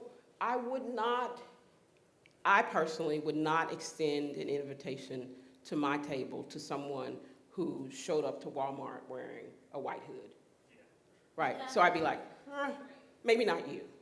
So there is a sense, so no. So don't put yourself in harm's way. Great question, because don't put yourself in harm's way, but put yourself in a circle to be exposed. My parents, I love my parents. My parents are white. My mom is a Trump supporter. My dad has lots and lots of guns. So I don't just say this, I live this. My mom makes me homemade pies. If I'm sick, she comes looking in on me. She fusses at me. I love my mom loves me, I love my dad.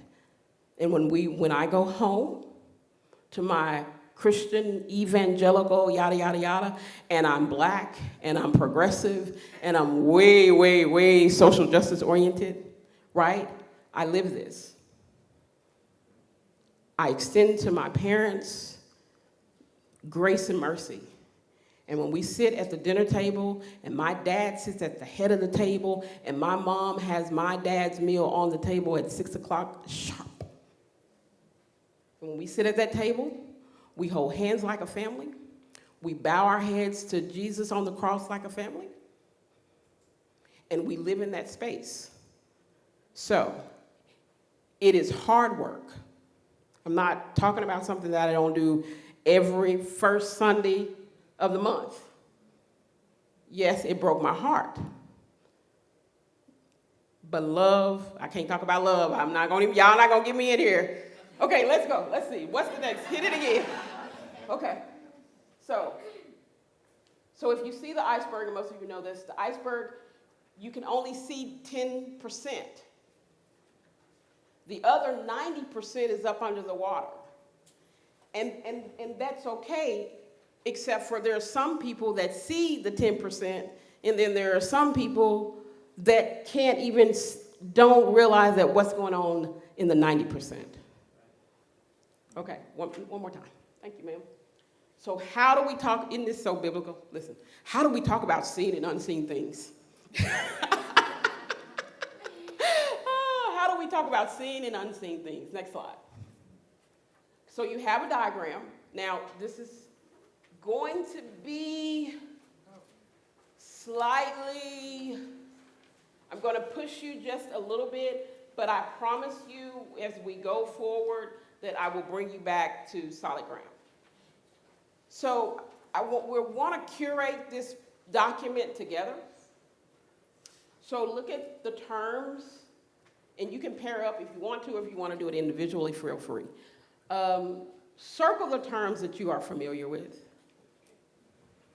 Just kind of curate it, spend a little time curating it. You're talking about Yeah, there should be an iceberg. On the back of the sheet that has the number 7, there should be those sheets. Yeah. Flip the 7 sheet over and there should be a sheet. If you kind of know the definition of, or if you've heard it in general passing.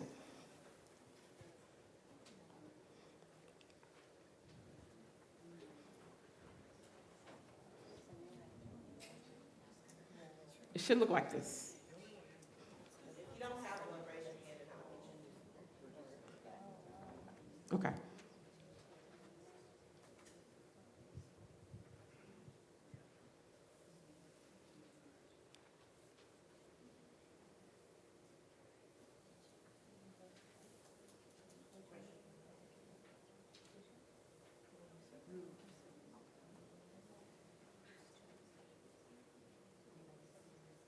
So circle the ones that you're familiar with, underline the terms you're not familiar with, and we'll have dialogue and open discussion about this, so I think we're doing good on time.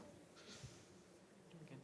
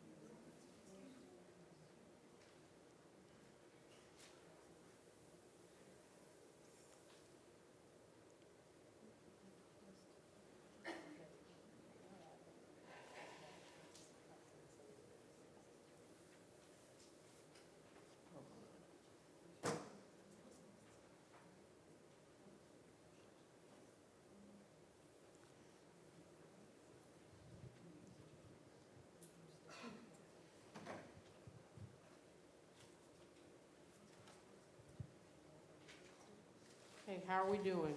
We doing okay?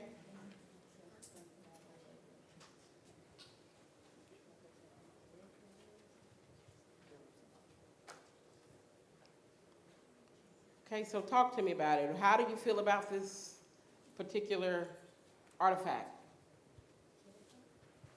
Let's curate it together like a family. Go ahead. I think that the water level is different for different people. Okay, say more about that, sir. Well, you know, when you draw the line, for some people maybe where you have it, for other people maybe somewhere lower, maybe even, or possibly for some people maybe all the way to the bottom. Okay, so you're saying the 10%, so you're saying there's more, people are more aware of things than what that diagram shows? Okay. So how many of you say, go ahead. I was thinking, to tag on to that or follow up on that, it's people, Okay, especially people of color Yeah. are much more aware of those things than old white guys. Yeah, that, I think, so the diagram is about what you can see and what is not seen. And so the 10%, the whole world probably recognizes that lynching is bad. Most people recognize that. So do you understand how the diagram reads? So that's what is recognizable. The stuff underneath is the stuff that's harder to recognize and harder to see. So the closer you get to the bottom, the less likely everybody is going to be aware that that actually exists. I was just going to say that I think the line is drawn in a very good place in terms of what is socially acceptable, especially in the sense of what you can get away with, or if somebody that I won't name says, "I'm not a racist, I'm the most unracist person you ever met." The only thing he could possibly be thinking about is what's in this 10%. You're exactly correct. That is, you are, can you say that one more time, just so that, because I just like the way you sound.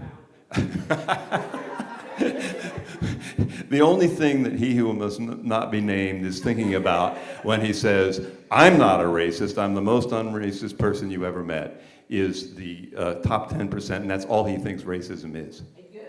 Do you all understand how to read that diagram now? Are we there? Great, great. Okay, more questions. Go ahead. Oh, I bought stickers, because I know y'all love stickers. What is, Soniyyah, what does self-appointed ally mean? Do I get a sticker for that? Yes, you get a sticker. Make sure you give. So that's a good question. Does anyone else want to define self-appointed ally, or you want to? You got? Oh, you want me to define it? Okay. I can try. Go ahead. Yeah, please.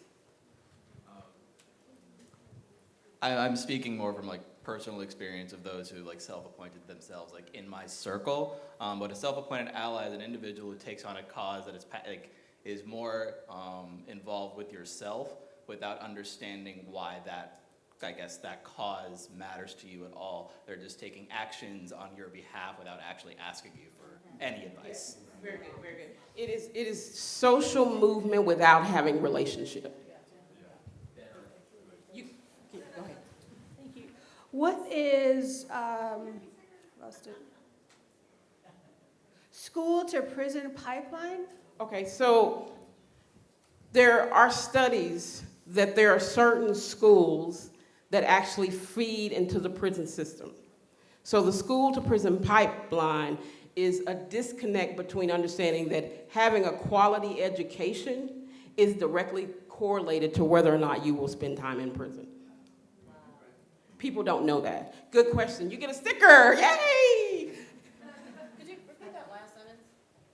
Just repeat the second half of what you said. So who are unaware that there's a direct correlation between poor education and prison. Okay, got So the preschool to prison pipeline says that there are certain kids that if you want to answer it, Chrissy, she is a preschool teacher. I just want to say, as a preschool teacher, we have a policy that we do not send preschoolers home if they get in trouble at school.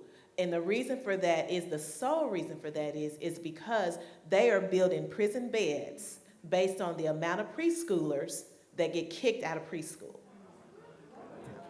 And kids have been identified by grade 4, and they know those are the kids that are going to prison. Can you say that one more time? By grade 4, kids have been identified as these are the ones that are going to prison, Yeah. and prisons are being built to accommodate Yeah. that. Well, here, it's coming this way. Good, these are good questions right here, and then right here. Okay. My wife is involved in criminal justice reform, and one of the things that she's also shared with me is the consequences for people of color when they break rules at school are substantially different.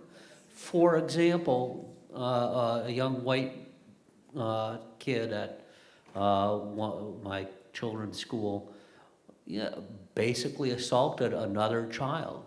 But as the son of a judge, he was suspended for 1 day. That would not be a consequence you would see in many other schools. Thank you for sharing that. Thank you so much. Appreciate it. I'd like more clarity on what the virtuous victim narrative is. I'm not 100%. Okay, so that's a good question. Does anyone else want to answer that virtuous victim definition before I give it? Anybody want to give a shot out or a shot at it? Okay, so you do? You want to go ahead? Yes, please, Yeah, ma'am. I think the virtuous victim narrative is basically like, if, say that you're in a setting full of African Americans and there's white European Americans as well, and the European Americans basically it's, I don't know, like plays the victim, like that I didn't know that this was going on, this isn't, or like say, oh, I wasn't a part of the time period in which my parents, like these things happened, and so you shouldn't blame me for that. Yes, So that's I think exactly it. that's- It's like, Okay. well, black people aren't the only people who were enslaved. My ancestors were enslaved too. It's the sense that, you know, you can't, so it's the sense that there are so many social constructs that have been designed to silence the voices and the experiences of people of color. So that's one of them. Go ahead. Hey, I have a question. Okay. Can you tease apart the difference between white savior complex, paternalism, and then that self-appointed ally, which I still don't 100% get? Okay, so does anybody else want to take a shot at that big one? So white savior complex, paternalism, and self-appointed ally? Okay, anybody want to take a shot? Come on, don't be shy. Going once, okay. Come on, Billy from Arkansas. So historically, the white savior concept is built around the idea of European imperialism that say we have to go to Africa, Asia, South America, and civilize the natives there. We need to bring them Christianity, we need to bring them technology, civilization. Paternalism is more of a social construct rather than an activism. Paternalism is the idea that rather best way to put it is father knows best. Yes. So what was the other one? It was self-appointed ally. Self-appointed ally is more of a patronizing action based on it's more of an individual thing. White savior complex and paternalism are a more social anomaly rather. Yeah, very good. Thank you, Billy. So so I always say this. I like my patriarchy in cowboy movies.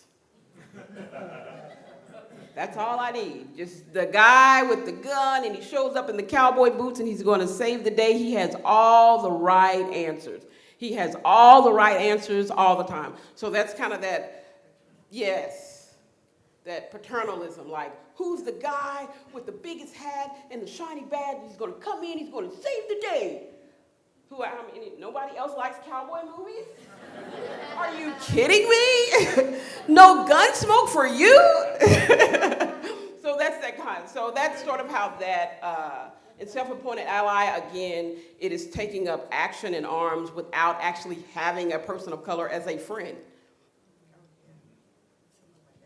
Yeah, it's about relationship. So, I don't think I completely understand cultural appropriation and bootstrap theory. Okay. Does anyone else want to take that on? I'm not going to put Miss Alice on the spot, but you want to take any of those on? Bootstrap or cultural appropriation? You gonna let me? Anybody else want to try before I go? You want to try? Good. So we do bootstrap. So bootstrap, sort of the theory that, you just have to pull yourself up by the bootstraps and you can make it. Doesn't matter what your background, what your situation, where you came from. Yeah. Very good question. You get a sticker. Cultural appropriation, I have my own questions. Yeah. For which one? Okay. Anybody want to take a shot at cultural appropriation? Yeah, please, go ahead. Whoa, hello. To my understanding of cultural appropriation is the appropriation of a particular culture without actually recognizing or appreciating what the reason or what the origin of that culture's thing was. And the immediate thought that I had when you asked that question is yoga. Like, I don't want to call out anybody, but that became like a very huge trend of like exercise when it's actually like a meditative oneness that like was inspired by like the Eastern culture. Okay, very good. So go ahead. If you don't mind if I comment really quick Go too. ahead, please do. Something that's very simple that I use to explain to a lot of younger people, like very young, like 7th grade and whatnot, is Halloween costumes. That is something that's very basic to be able to explain it. So when you dress up like an indigenous person, they typically have a feather headdress or something of that nature. And, they don't all wear those. That's something very sacred for those that are higher. So that's something very simple to understand. Thank you very much. That's a very good point. So, sticker, and you get a sticker. Go ahead. Can I add for cultural appropriation? A lot of the time it takes the form of somebody in a privileged social group profiting off of some culture that was, originating from a less privileged social group. Very good. Thank you for that. And you too get a sticker. And the word cultural appropriation is only about 5 years old. So we are just now developing a language to articulate our experiences in all white spaces. So it's okay not to know some of these words. Okay, guys? Okay, Jan? And Shelley? I was just thinking about all the beautiful African American music that was appropriated by, didn't become popular until it was sung or performed by a white person. Yeah, exactly. Elvis Presley. Yes, very good, very good. And Jan? I find cultural appropriation to be really hard. Okay. Because I think about, so I like to have like spaghetti, but I don't have Italian in my background. So is that cultural appropriation? It was appropriated by the Italians from the Chinese. Okay, well, there you go. Thank you. I remember there was a young woman on Facebook who was wearing like some Chinese formal dress, but she wasn't Chinese, and she got totally bashed on Facebook. And it's like, the world is becoming so global, and there's so much sharing between cultures. Where is the line between, wow, that's really beautiful, and I would like to be part of that, and then drawing a hard line, well, I'm a white person, so I can't do that. I don't know where those lines are. I'm just saying it's a hard one for me. And you get 2 stickers for that, because that is a very good question. Give her a hand for that. Thank you for, yeah, go ahead. Can I piggyback on that? Sure, go ahead, and then I think. I heard Ladysmith Black Mambazo perform at the institution I used to teach at, Rowan University, several years ago. And on stage, they said, "Thank God for Paul Simon." And the reason they said, "Thank God for Paul Simon," is that he not only borrowed music from South Africa that was their music that they had invented by combining it with Western sounds, but he gave them credit and he helped them come to the United States and perform so that they got an audience for their own music that on their own terms. And that strikes me as the difference in terms of the way he treated them. I think, yeah, it's about, being in relationship, being able to publicly acknowledge the history of these items, talents, gifts, ability, right? And then doing it with a sense of honor, you know? So it's about, you have to have that relationship component. How are you in relationship to this? And then over there, go ahead. I just wanted to say that the person, I don't know who it was, somebody mentioned making money off of this, and I feel like that's kind of a core thing, and the intention matters, and you can't always tell the intention, but if the intention is to make money, like to take something from somebody else's culture and monetize it, then that's definitely bad. The other ones may be harder to negotiate, but. Yeah, and we do have to hold that space. Again, this term is only like 5, so we are just now sort of scratching the surface of what it means. So there is some shaded gray area there. Good question. Go ahead. I just wanted to follow up on your point about relationships. So now I live in New York City in a super diverse neighborhood. I live in Queens, so like the most diverse place in the world. But I grew up in rural Iowa. So I'm just kind of curious about your thoughts on, and there were not any people of color in rural Iowa. Like, how do you suggest people who are living in places that are rural and completely white, and they don't really have the opportunity to develop those relationships, how can they still be allies? Well, you're going to love me in the next 5 minutes, because that is where we're getting ready to go. We're going to internalize these principles and give you some tools by which you can take with you. How are we okay? Any more pressing questions about the? We got 2? Okay. We'll take these last 2. I just wanted to hear about the question, but what about me?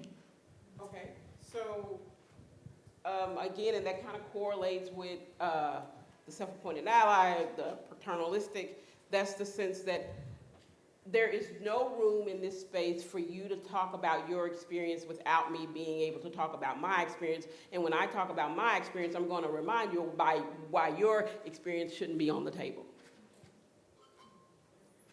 So turn to your neighbor and say those exact words. Did you get that? That is a way, we have all these social constructs that have been designed to take and to mute and to silence people of color. So what about me essentially says, I don't want to talk about your experience. I want to talk about my experience, and my experience is going to involve telling you that your experience doesn't matter in this space. It's the oldest trick in the book. Any more? Only regarding cultural appropriation.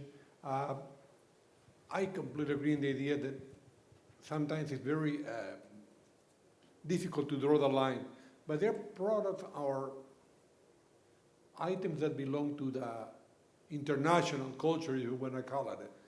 The spaghetti that you mentioned, rice, potatoes, yeah, okay, they come from the Andes, so you cannot eat potatoes because you're in Ireland? There are things that are also belongs to everybody, and we need to accept that like that, right?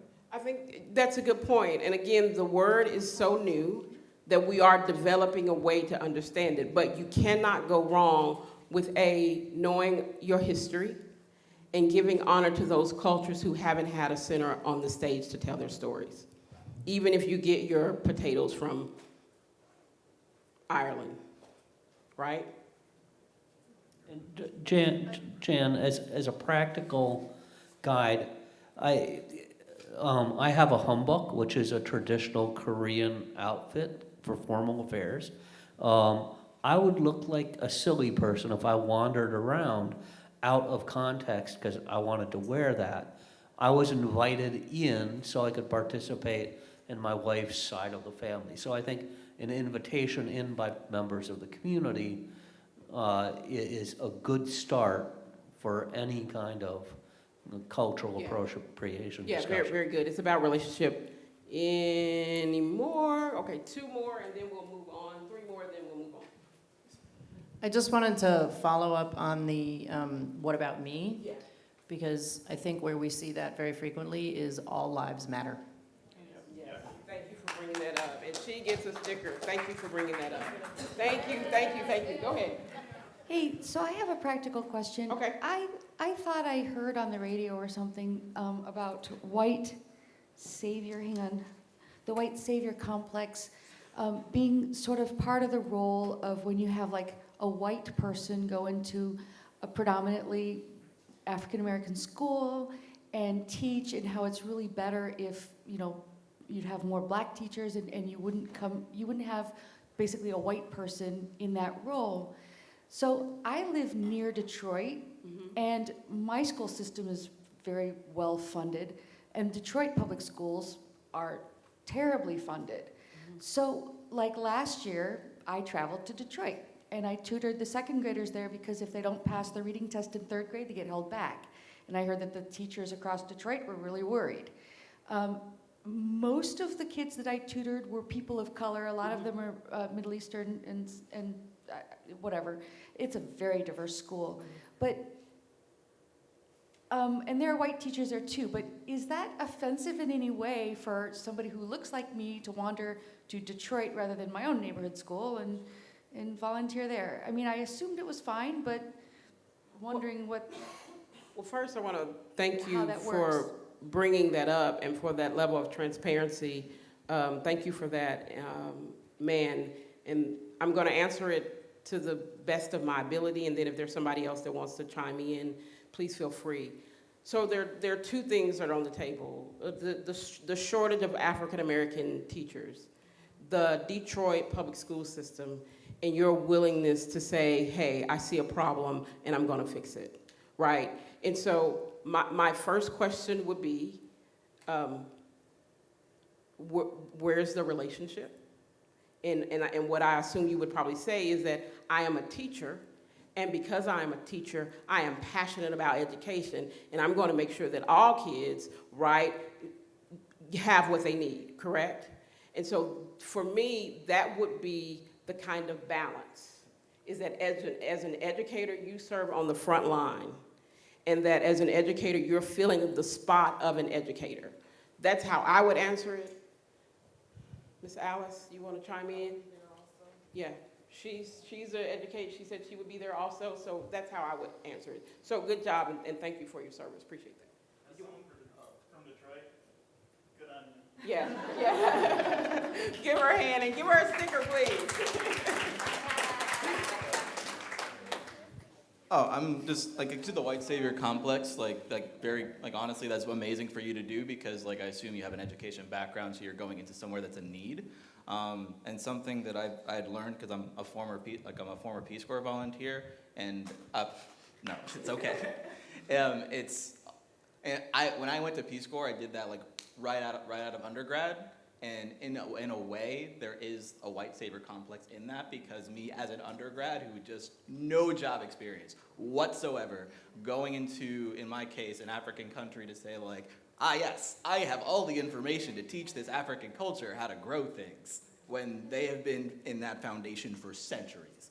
That is white savior complex.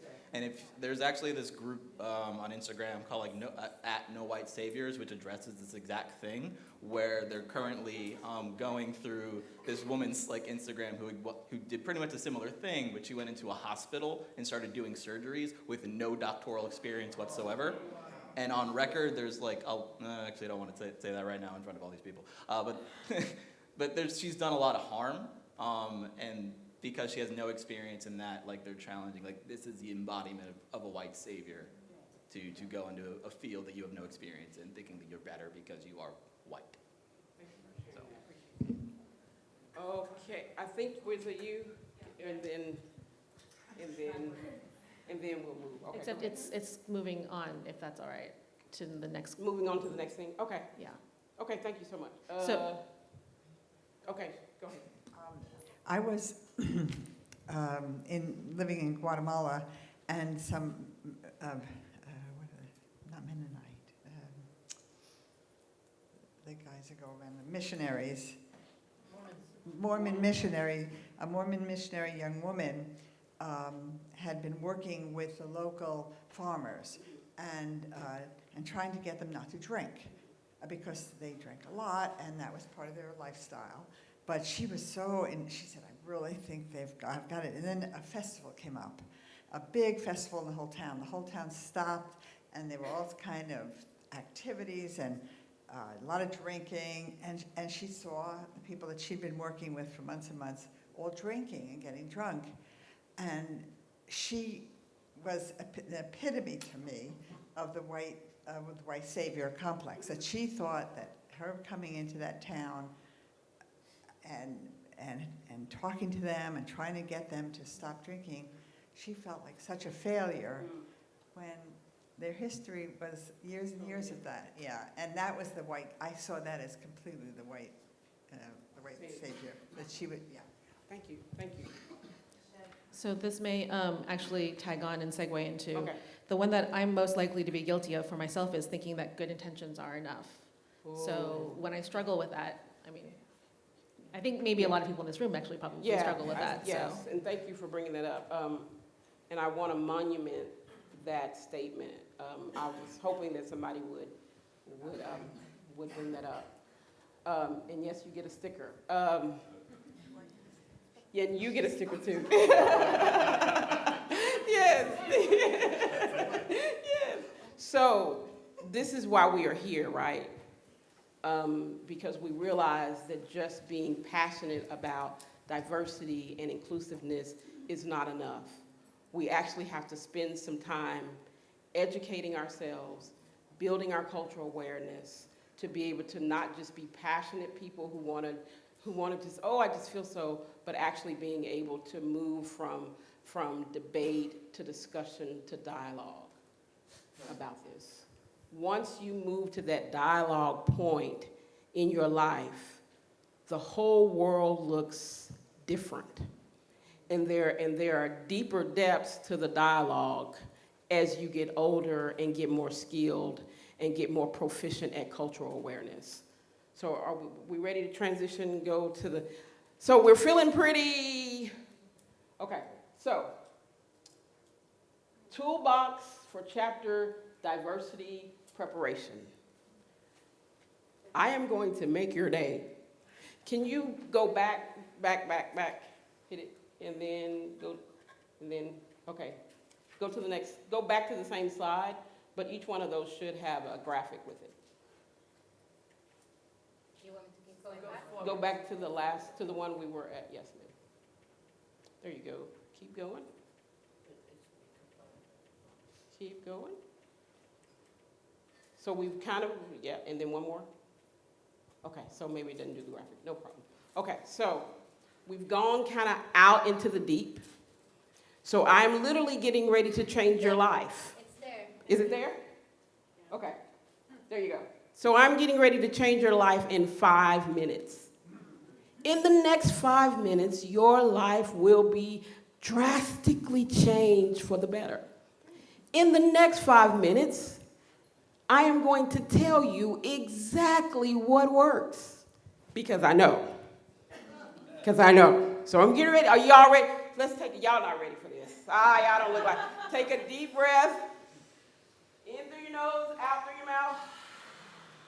One more time, in through your nose. Okay, so step number 1, you're going to contact your coordinators. Stand up, coordinators, and wave. Listen, CCL is putting their money where their mouth is. They ain't playing around with y'all.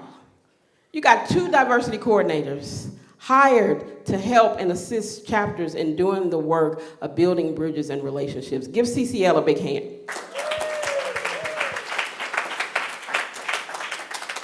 So, the first thing, radical hospitality. Everybody say that. Radical hospitality. Oh, y'all doing it right. Put a little bit more sauce in there. Radical hospitality. Radical hospitality. People of color like to be greeted. How profound is that? A hug, a handshake. Don't start a meeting and everybody sit at the table and then go through the agenda without actually being hospitable. How are you doing? I'm so glad to see you. Oh my God. Yes, get touchy-feely, but don't catch a case. You know, yes, be warm, be welcoming, be inviting. That's called radical hospitality, and I broke this down into actual things so that you can know. Okay, building belonging. Can you say that? Building belonging. Now, we talk about inclusive. And inclusiveness means I invite you into my space. And then we can be together in my space. Building belonging means we remodel the space so that it is our space. We remodel the space so that it is our space. I'm not inviting you into my space. I'm saying, what can we do to make this our space? Are you with me? Okay. Second thing, holding space. This is my favorite term of 2019, holding space. Here's what it means. Historically, people of color have been labeled as immoral, and I do have signs. We have been labeled as inferior. Thank you. We have been labeled as inhuman.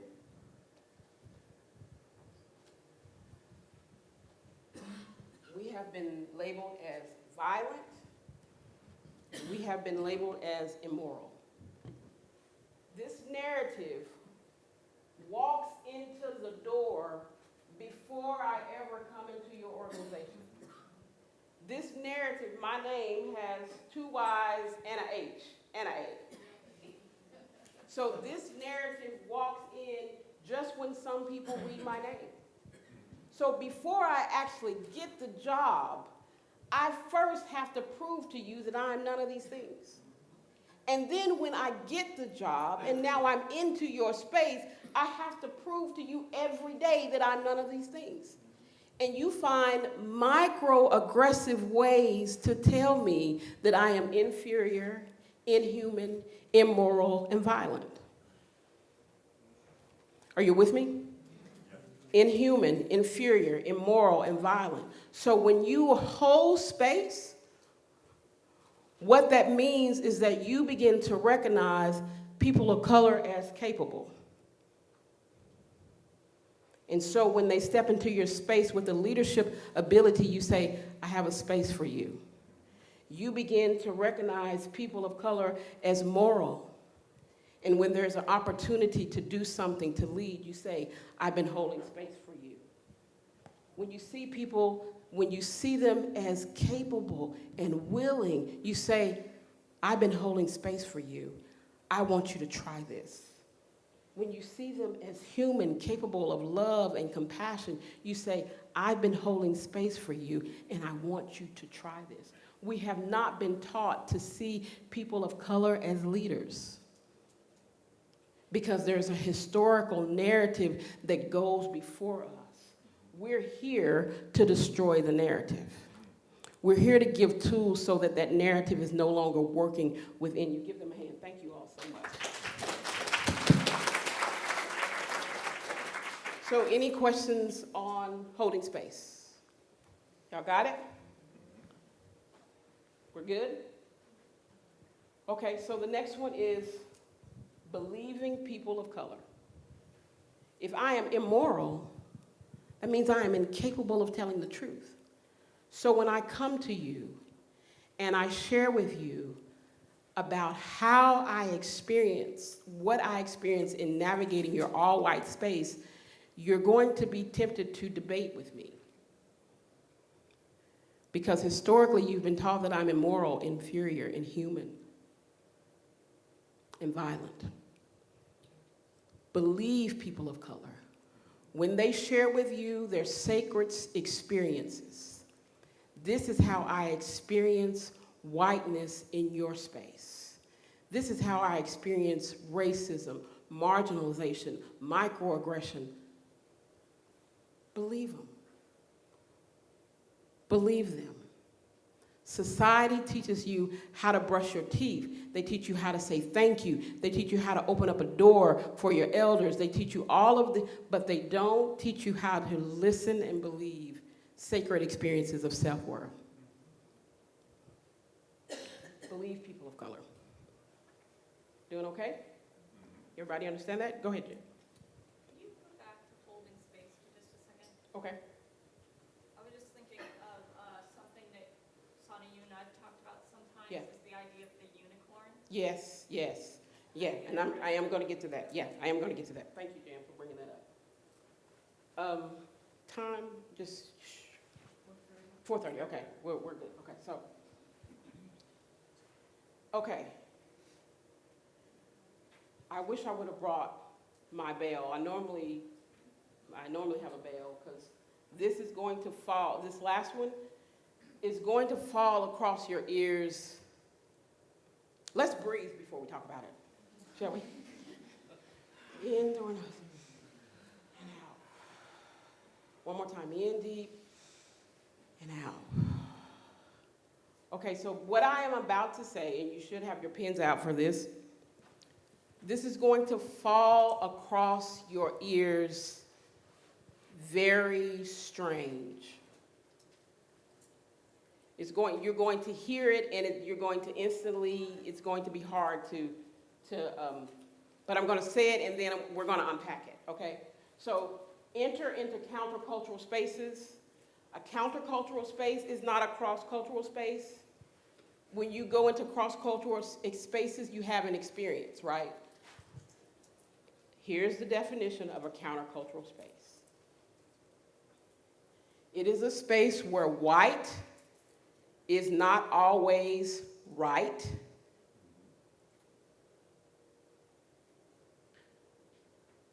White is not always right. It is a space where maleness doesn't have the final say.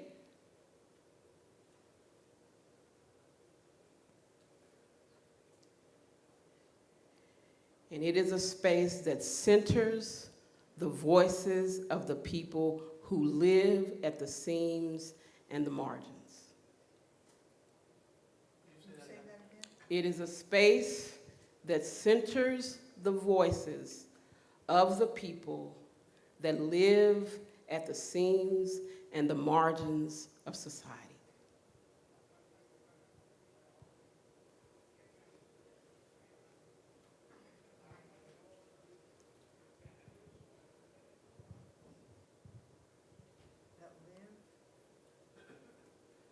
At the seams and the margins of society. Of society. Now, I know that that is a lot. Is anyone brave enough to read it back to me? Yes. Who wants to read? You want to read it? Counterculture. White is not always right. Maleness is not the final say. And it centers the voices of people who live at the seams of the margins of society. All right. Anybody else want to try that? And let it roll off your mouth. Let it feel what it says. Anybody brave? Yes. Space is where white is not always right. Maleness doesn't have final say. Centers where peoples of color, sorry, I can't read my own writing. People who live at the seams and margins of society. Thank you. You see how that feels? Anybody else want to try it? Let's be brave, guys. Let's be brave. Countercultural spaces are where white is not always right, maleness does not have the final say, and the spaces that center the voices of the people that live at the seams, who live at the seams and the margins of society. Thank you. Good. Anybody else want to try? One more? Let's try.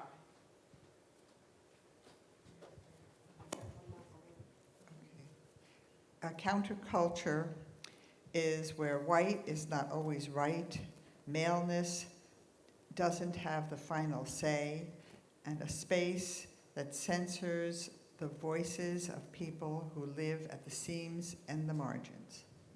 That is, we got one more mic. Go. Okay, countercultural space, where white isn't always right, maleness doesn't have the final say, and centers the voices of people who live at the seams and margins of society. Very good. Do you see, the more you hear it, the easier, but the first time you hear it, it's kind of hard. But that's what we have to enter into these spaces. We have to go to these spaces, right?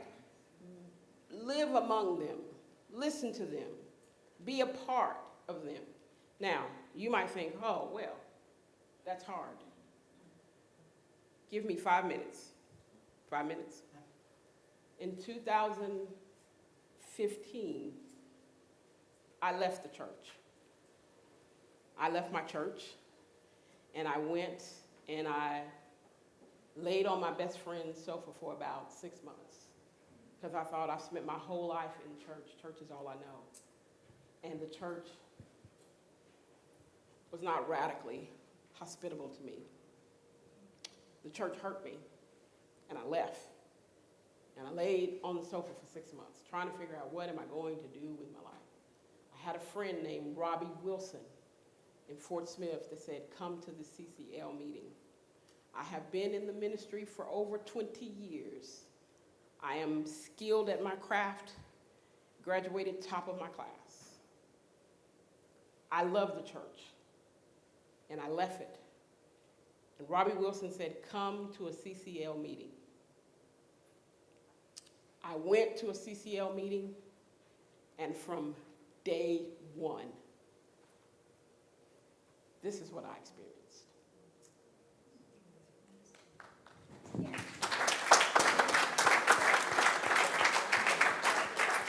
They did not treat me like I was a unicorn. I don't drive because I'm afraid. There were people that were willing to take me anywhere. We'll pick you up. We'll take you. I was struggling. I didn't have a dime to my name. They made me chapter leader of a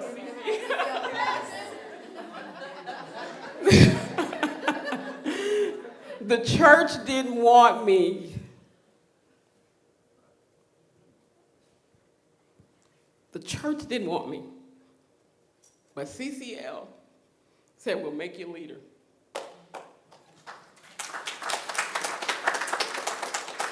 So I want you to turn your page over.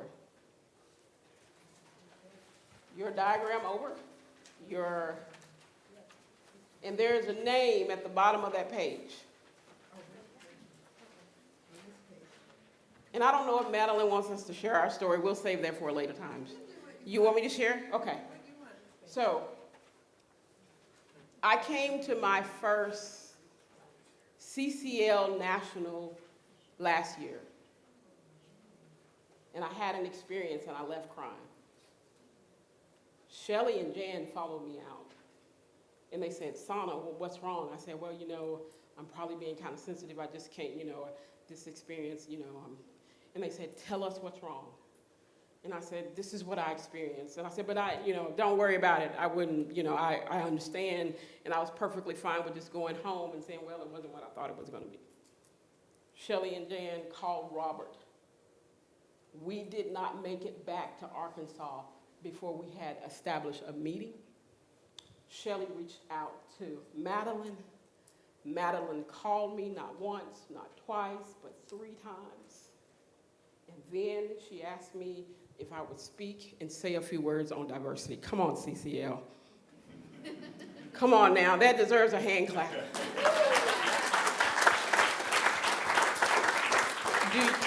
I navigate white spaces on a regular basis, so I'm not a sensitive person.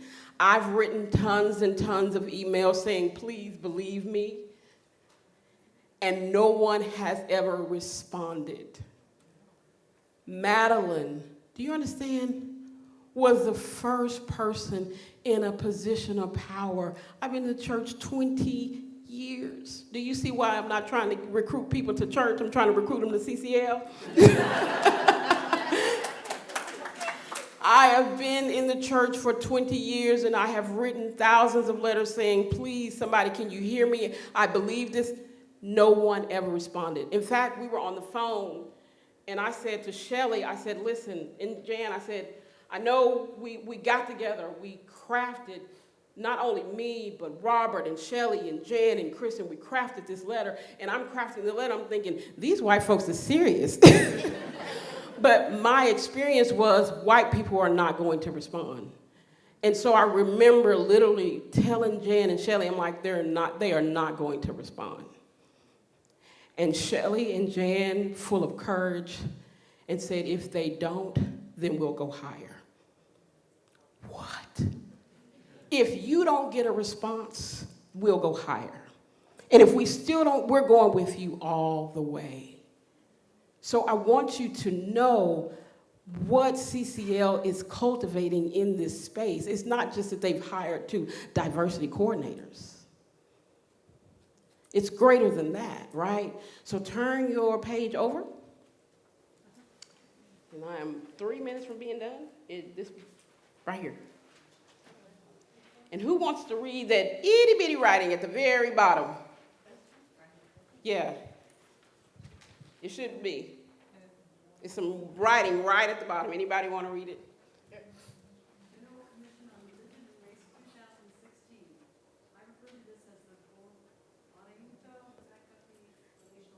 Will Bonnie Uto and McAfee please stand?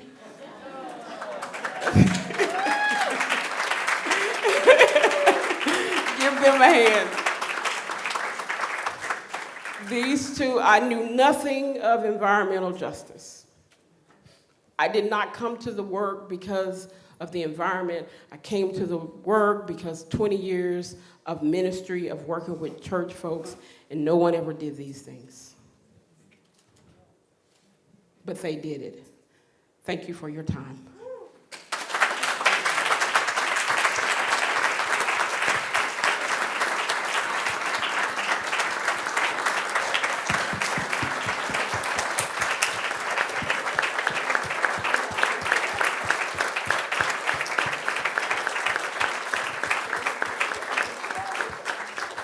I was promising I wasn't going to end crying, but it's too late.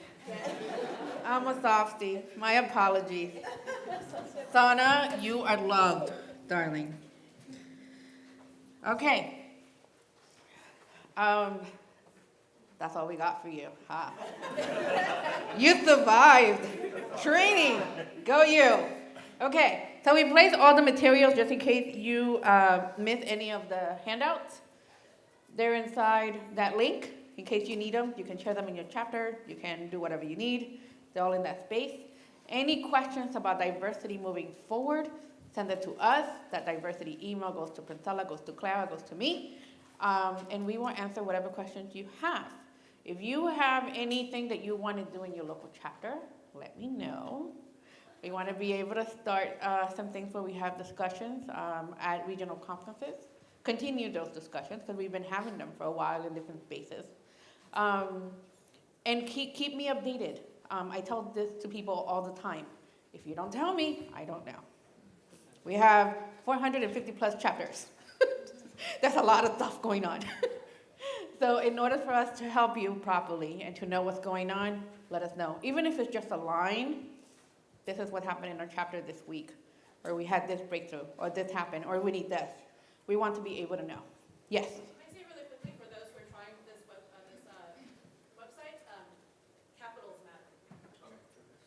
Capitals matter. Okay. Make sure that gets into the recording. Capital CCL 2019, capital D, diversity. Okay? Questions, comments? What would you like to share? We're actually good on time. I've got a quick question, which came back to my original. So in terms of tabling or reaching out to EJ groups, it seems like the focus that I've heard mostly today is about tabling going into not necessarily environmentally justice focused spaces, but just spaces where there are diversity and making sure you go everywhere. And then one of the things I was going to comment about rural Iowa, one of the groups that people in rural places may be interested in reaching out to are the First Nations communities. And that's something we're very slowly trying to do in Seattle, and if you have any suggestions, let me know. Someone writing this down for me? I'm taking notes. So I can be able to answer properly, and the best way to do that. Yeah.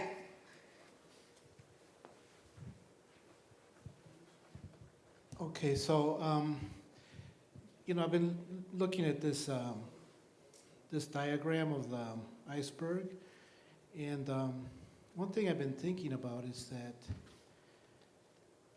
the climate change issue is actually making this worse, in the sense okay, so let's just look at, for example, the migration, the immigrant issue at the border, right, the south border. Yeah, of course there's social issues, there's poverty, all that stuff, politics. But one of the central issues, and this is documented, is that climate change is making farms fail, and people are being forced to move because they literally can't make a living where they're at, and they're coming here, right? And arguably these people are Native Americans in large part, and it's actually making this problem worse. I would argue that this where the iceberg sits in the water, it used to be completely submerged. 100 years ago, it was completely submerged. Lynching was accepted. Burning crosses was accepted. The KKK was accepted. Racial slurs were accepted, etc. Right? And it seems to me that the distress of climate change is making this worse. And I would think that, with the whole issue of climate migrants, it's not just worse in the US, but it's also worse in the Middle East with the Syrian migrants. And it's also worse in Africa with African migrants moving up to North Africa and then across to Italy and Greece and places like that. And you're seeing nationalism increase in Europe. It's increasing here in the US. Humans are, can do all these good things that Santa was talking about, but they can also do a lot of bad things. And when there's more distress, we can become very bad. And I was just wondering, I don't know if I'm wondering anything, but I'm more thinking about this because I think it's a serious issue going forward. Which is why we have the challenge of trying to reach to our communities of color in different aspects because of all of those issues. I mean, I many times being able to talk about immigration and education and poverty. I mean, there's so many layers and issues. And you're right. Yeah, it is making it worse, but we have to continue. We don't have a lot of time. Yes, ma'am. But if you flip the chart over, look at the second phase. We're looking at all of these fears coming to pass. And so are we at that stage? And do we need to keep working in that space? Coming to you. Here's a microphone here. Okay. I want to come back to the gentleman's comment, but first addressing this issue. I do work with indigenous populations, so what I would say, just as a quick sort of response to that, some of the things that you can do when you're trying to pull in other cultures, especially Native Americans, things like that, is that they have communities. You can go into the communities, they have museums, they have cultural centers and things like that. That's the way that I introduced myself into these cultures and was able to be accepted and allowed to do my research. So even, you can work with local educators in the area or people that are connected with these individuals. And it could be something as simple as related to climate change or natural disasters and events like that, so. And sometimes it doesn't have to be related to climate change. Yeah, It can just be unrelated. Right. And then just a really quick comment on the gentleman's point there. I don't think that this is sort of exacerbating a situation. I think that it's more of unveiling the veil. These situations where agriculture and has been impacted by natural disasters, climate change, has always been around. The reality is that now, it's not that these things weren't happening, it's not that immigration wasn't happening, it's that now our true self is being revealed. So I think this session and sessions like these have to continue so that we're able to look at ourselves more closely and say, who am I really?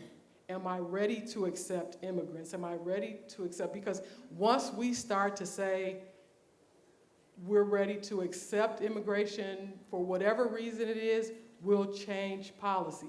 This is why we're here with CCL for this conference and our lobby day. But I truly think that it has a lot to do with, right now we're just unveiling what's truly in individuals' hearts. It's just happening again. It happened with the civil rights era, other issues where native lands were taken. It's a recurring thing. I don't think it's anything new. And I think we're being more honest about it. And I think it's also up to, we talked about not being shy anymore, right? I come from a culture where it's just so natural to be like, you're a woman, you can't really say much, you don't have an opinion. And now I feel like I have a voice. And I'm trying now to instruct my 21-year-old to have her voice. It's very, it's things that are changing and progressing.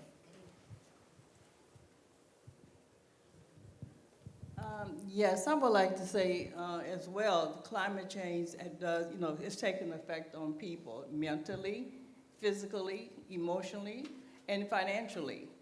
Because the peoples, they can't plant their crops, and health issues, they're having strokes, heart problems.